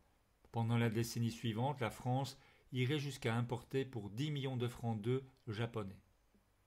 À partir de 1869, avec l'ouverture du canal de Suez, se rendre au Japon n'allait d'ailleurs plus demander que 20 jours de voyage et en revenir un peu moins. La soie artificielle serait brevetée en 1884 par un Français nommé Chardonnay. 55. 6 mois après son retour à la Villedieu, Hervé Joncourt reçut par la poste une enveloppe de couleur moutarde. Quand il l'ouvrit, il y trouva 7 feuilles de papier, couvertes d'une écriture dense et géométrique, encre noire, idéogramme japonais. Hormis le nom et l'adresse sur l'enveloppe, il n'y avait pas un seul mot écrit en caractères occidentaux. D'après les timbres, La lettre semblait venir d'Ostende. Hervé Joncourt la feuilleta. On aurait dit un catalogue d'empreintes de petits oiseaux, dressés avec une méticuleuse folie. C'était surprenant de penser qu'en fait c'étaient des signes, la cendre d'une voix brûlée. 56. Pendant des semaines, Hervé Joncourt garda la lettre sur lui, pliée en deux, glissée dans sa poche. Quand il changeait de costume, il remettait la lettre en place dans le nouveau. Jamais il ne l'ouvrit pour la regarder. De temps en temps, il la tournait entre ses doigts pendant qu'il parlait avec un métayer ou attendait que l'heure du dîner arrive, assis sous la véranda. Un soir, il se mit à l'examiner contre la lumière de la lampe dans son bureau. En transparence, les empreintes de ces oiseaux minuscules parlaient d'une voix étouffée. Elles disaient quelque chose d'absolument insignifiant, ou bien capable de bouleverser une existence. C'était impossible de le savoir, et cette idée plaisait à Hervé Joncourt. Il entendit Hélène arriver, il posa la lettre sur la table, elle s'approcha, et comme tous les soirs, avant de se retirer dans sa chambre, voulut lui donner un baiser. Quand elle se pencha vers lui, sa chemise de nuit s'entr'ouvrit légèrement sur sa poitrine. Hervé Joncourt vit qu'elle ne portait rien dessous et que ses seins étaient petits, d'un blanc immaculé comme ceux d'une jeune fille. Pendant 4 jours, il continua de mener sa vie sans rien changer au rythme prudent de ses journées. Le matin du 5e jour, il mit un élégant complet gris et partit pour Nîmes. Il annonça qu'il serait de retour avant le soir. 57. Rue Mosca, numéro 12, tout était pareil que 3 années plus tôt. La fête n'était toujours pas terminée, les filles étaient toutes jeunes et françaises, le pianiste jouait en sourdine des airs aux senteurs de Russie. C'était peut-être la vieillesse, peut-être quelque sale douleur. À la fin de chaque morceau, il ne se passait plus la main droite dans les cheveux et ne murmurait plus doucement « Voilà ». Il restait muet, regardant ses mains, déconcerté. 58. Madame Blanche l'accueillit sans un mot, ses cheveux noirs brillants, son visage oriental, parfait, petites fleurs bleues aux doigts comme autant de bagues, une robe longue, blanche, presque transparente, pieds nus. Hervé Joncourt s'assit en face d'elle, il sortit la lettre de sa poche. « Vous vous souvenez de moi ?» Madame Blanche acquiesça d'un signe millimétrique de la tête. « J'ai à nouveau besoin de vous. » Il lui tendit la lettre. Elle n'avait aucune raison de le faire, mais elle la prit et l'ouvrit.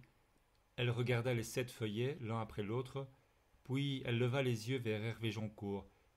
« Je n'aime pas cette langue, monsieur, je veux l'oublier, je veux oublier ce pays, et ma vie là-bas, et tout le reste. » Hervé Joncourt demeura immobile, les mains serrées sur les accoudoirs de son fauteuil. « Je lirai cette lettre pour vous, je le ferai. Et je ne veux pas d'argent. Mais je veux une promesse. Ne revenez plus jamais me demander cela. »« Je vous le promets, madame. » Elle le regarda bien dans les yeux, puis elle baissa le regard sur la première page de la lettre, papier de riz, encre noire. « Mon Seigneur bien-aimé, dit-elle, n'aie pas peur, ne bouge pas, garde le silence, personne ne nous verra. Reste ainsi, je veux te regarder, je t'ai tellement regardé, mais tu n'étais pas pour moi. Et à présent, tu es pour moi. Ne t'approche pas, je t'en prie, reste comme tu es. Nous avons une nuit pour nous seuls, et je veux te regarder. Jamais je ne t'ai vu ainsi, ton corps pour moi, ta peau. Ferme les yeux et caresse-toi, je t'en prie. » Dit Madame Blanche. Hervé Joncourt écoutait. « N'ouvre pas les yeux si tu le peux, et caresse-toi. Tes mains sont si belles. J'ai rêvé d'elles tant de fois que je veux les voir maintenant. J'aime les voir ainsi sur ta peau. Continue, je t'en prie. N'ouvre pas les yeux. Je suis là. Personne ne peut nous voir et je suis près de toi. Caresse-toi, mon bien-aimé Seigneur. Caresse ton sexe, je t'en prie, tout doucement. » Elle s'arrêta. « Continuez, je vous en prie, dit-il. Elle est belle, ta main sur ton sexe. Ne t'arrête pas, j'aime la regarder et te regarder, mon bien-aimé Seigneur. N'ouvre pas les yeux, pas encore. Tu ne dois pas avoir peur. Je suis près de toi. M'entends-tu ? Je suis là, à te frôler. C'est de la soie, la sens-tu? C'est la soie de ma robe, n'ouvre pas les yeux, et tu auras ma peau. Dit-elle, lisant doucement avec la voix d'une femme enfant. Tu auras mes lèvres. Quand je te toucherai pour la première fois, ce sera avec mes lèvres. Tu ne sauras pas où, à un certain moment, tu sentiras la chaleur de mes lèvres sur toi.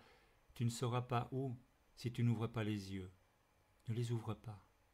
Tu sentiras ma bouche. Tu ne sauras pas où, tout à coup.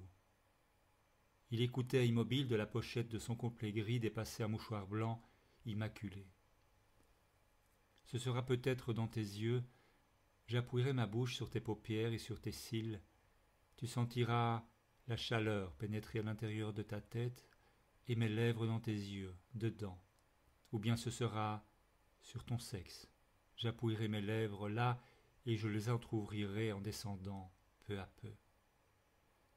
Dit-elle, et sa tête était penchée sur les feuilles et elle effleurait son cou du bout des doigts, lentement. Je laisserai ton sexe ouvrir ma bouche, pénétrer entre mes lèvres, presser contre ma langue, ma salive descendra le long de ta peau jusque dans ta main. Mon baiser et ta main, l'un et l'autre, mêlés sur ton sexe. Il écoutait, il tenait son regard fixé sur un cadre d'argent vide, accroché au mur.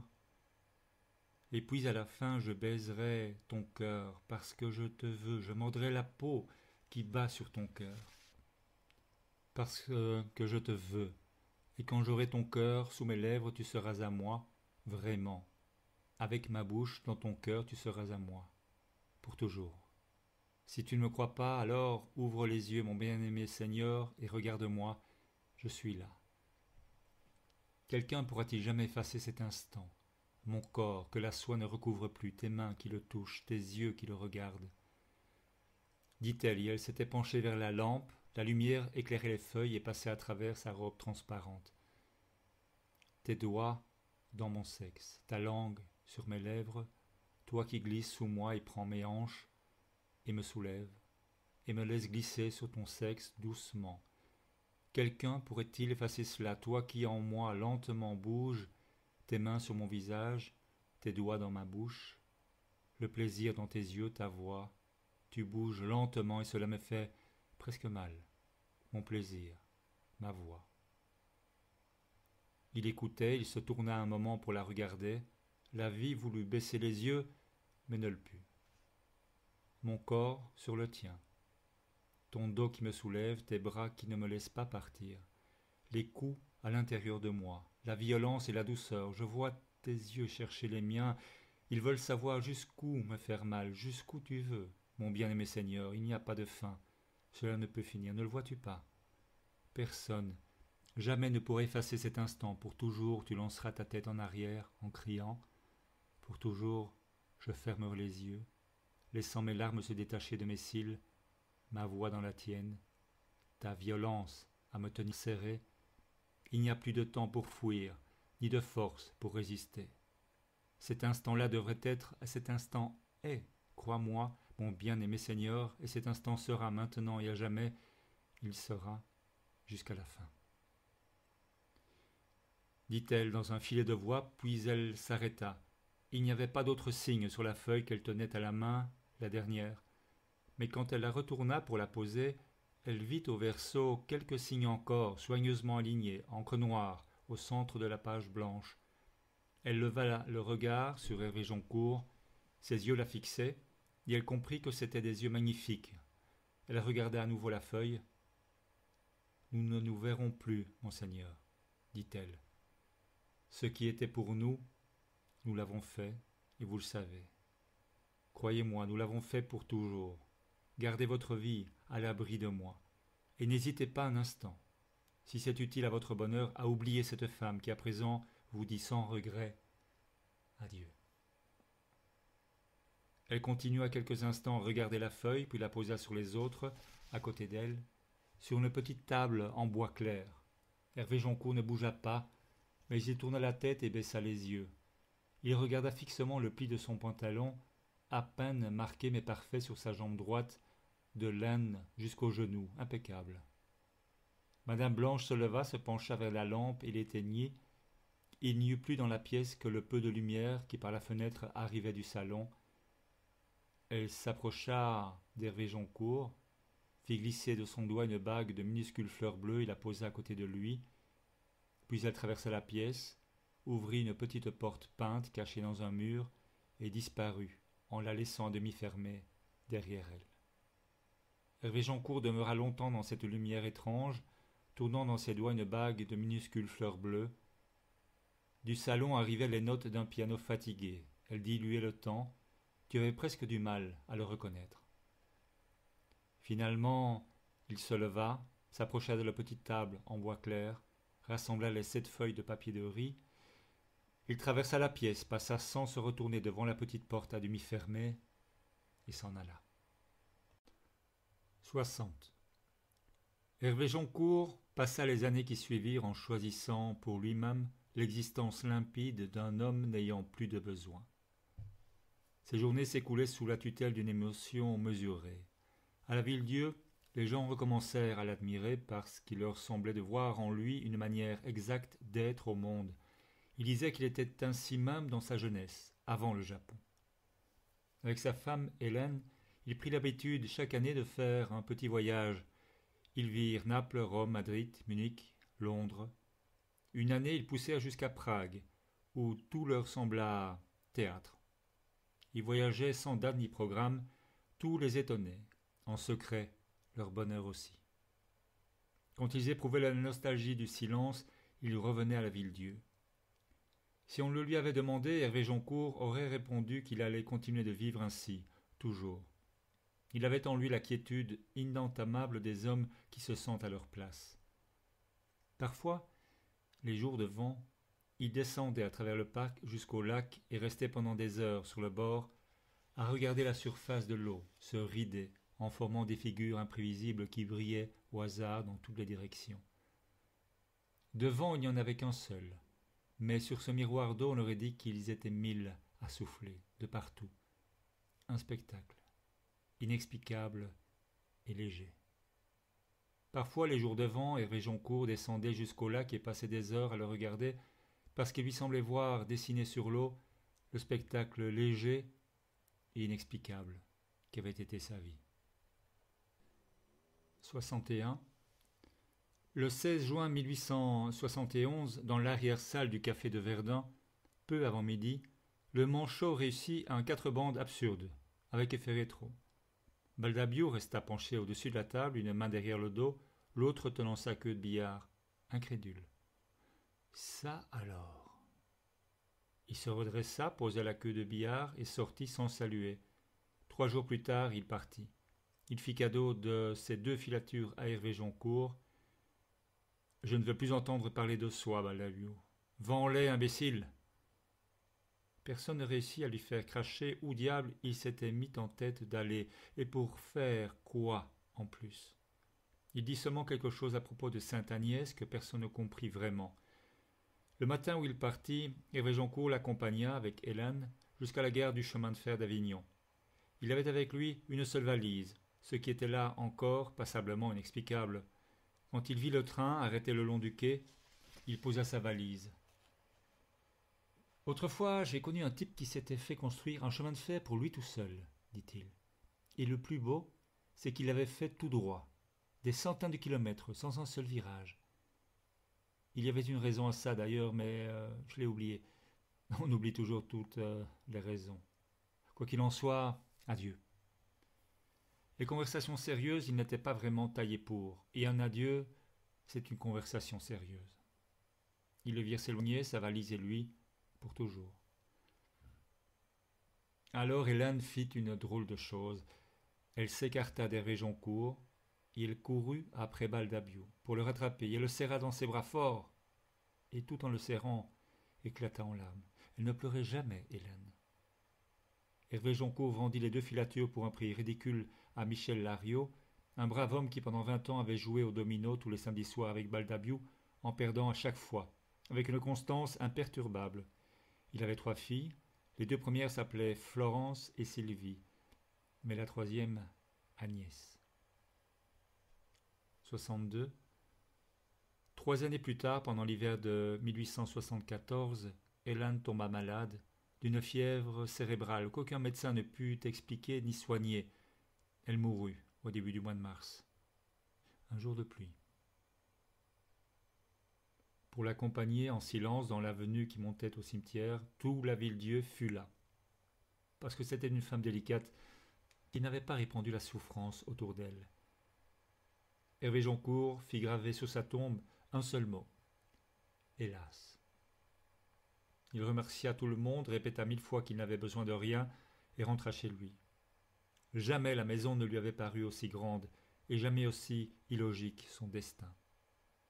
Comme le désespoir était un excès qu'il ne connaissait pas, il se pencha sur ce qui lui était resté de sa vie et recommença à en prendre soin avec la ténacité inébranlable d'un jardinier au travail, le matin qui suit l'orage.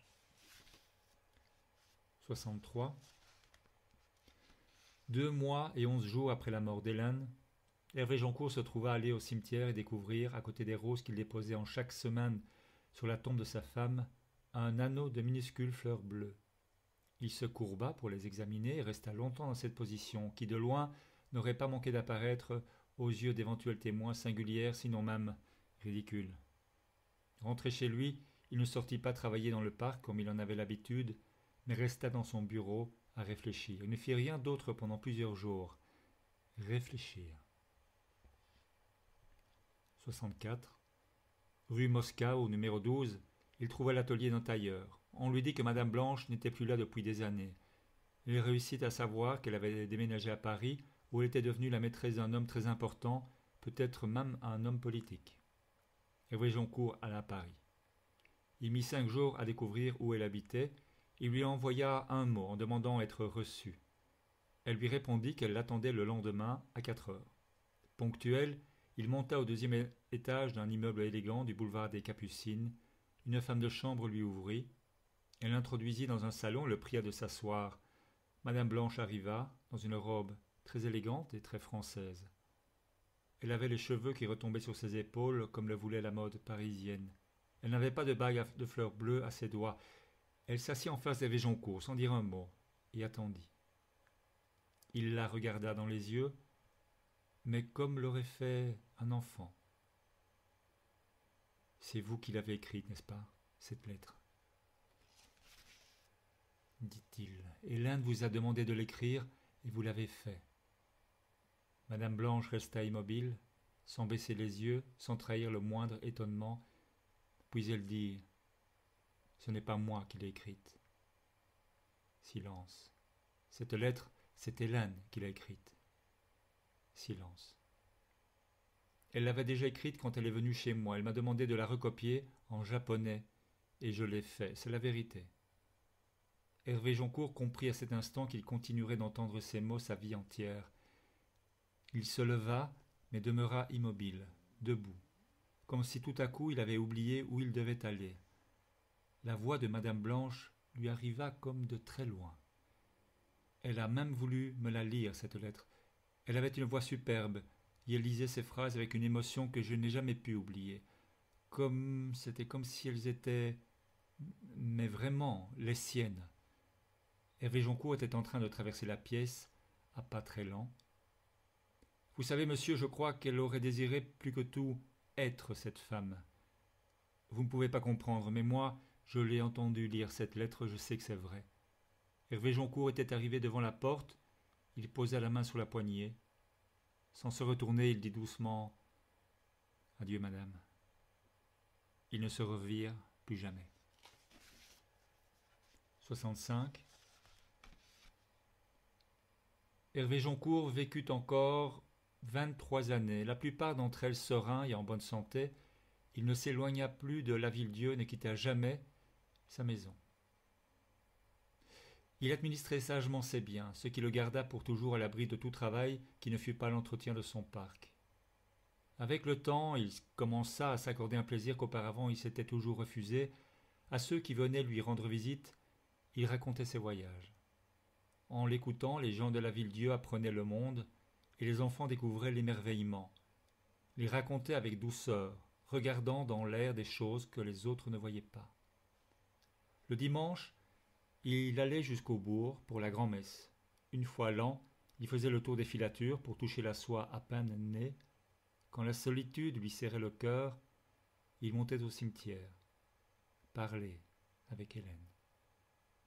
Le reste de son temps s'écoulait dans une liturgie d'habitude qui réussissait à le défendre du malheur. Parfois, les jours de vent, Hervé Joncourt descendait jusqu'au lac et passait des heures à le regarder, parce qu'il lui semblait voir, dessiné sur l'eau, le spectacle léger et inexplicable qu'avait été sa vie.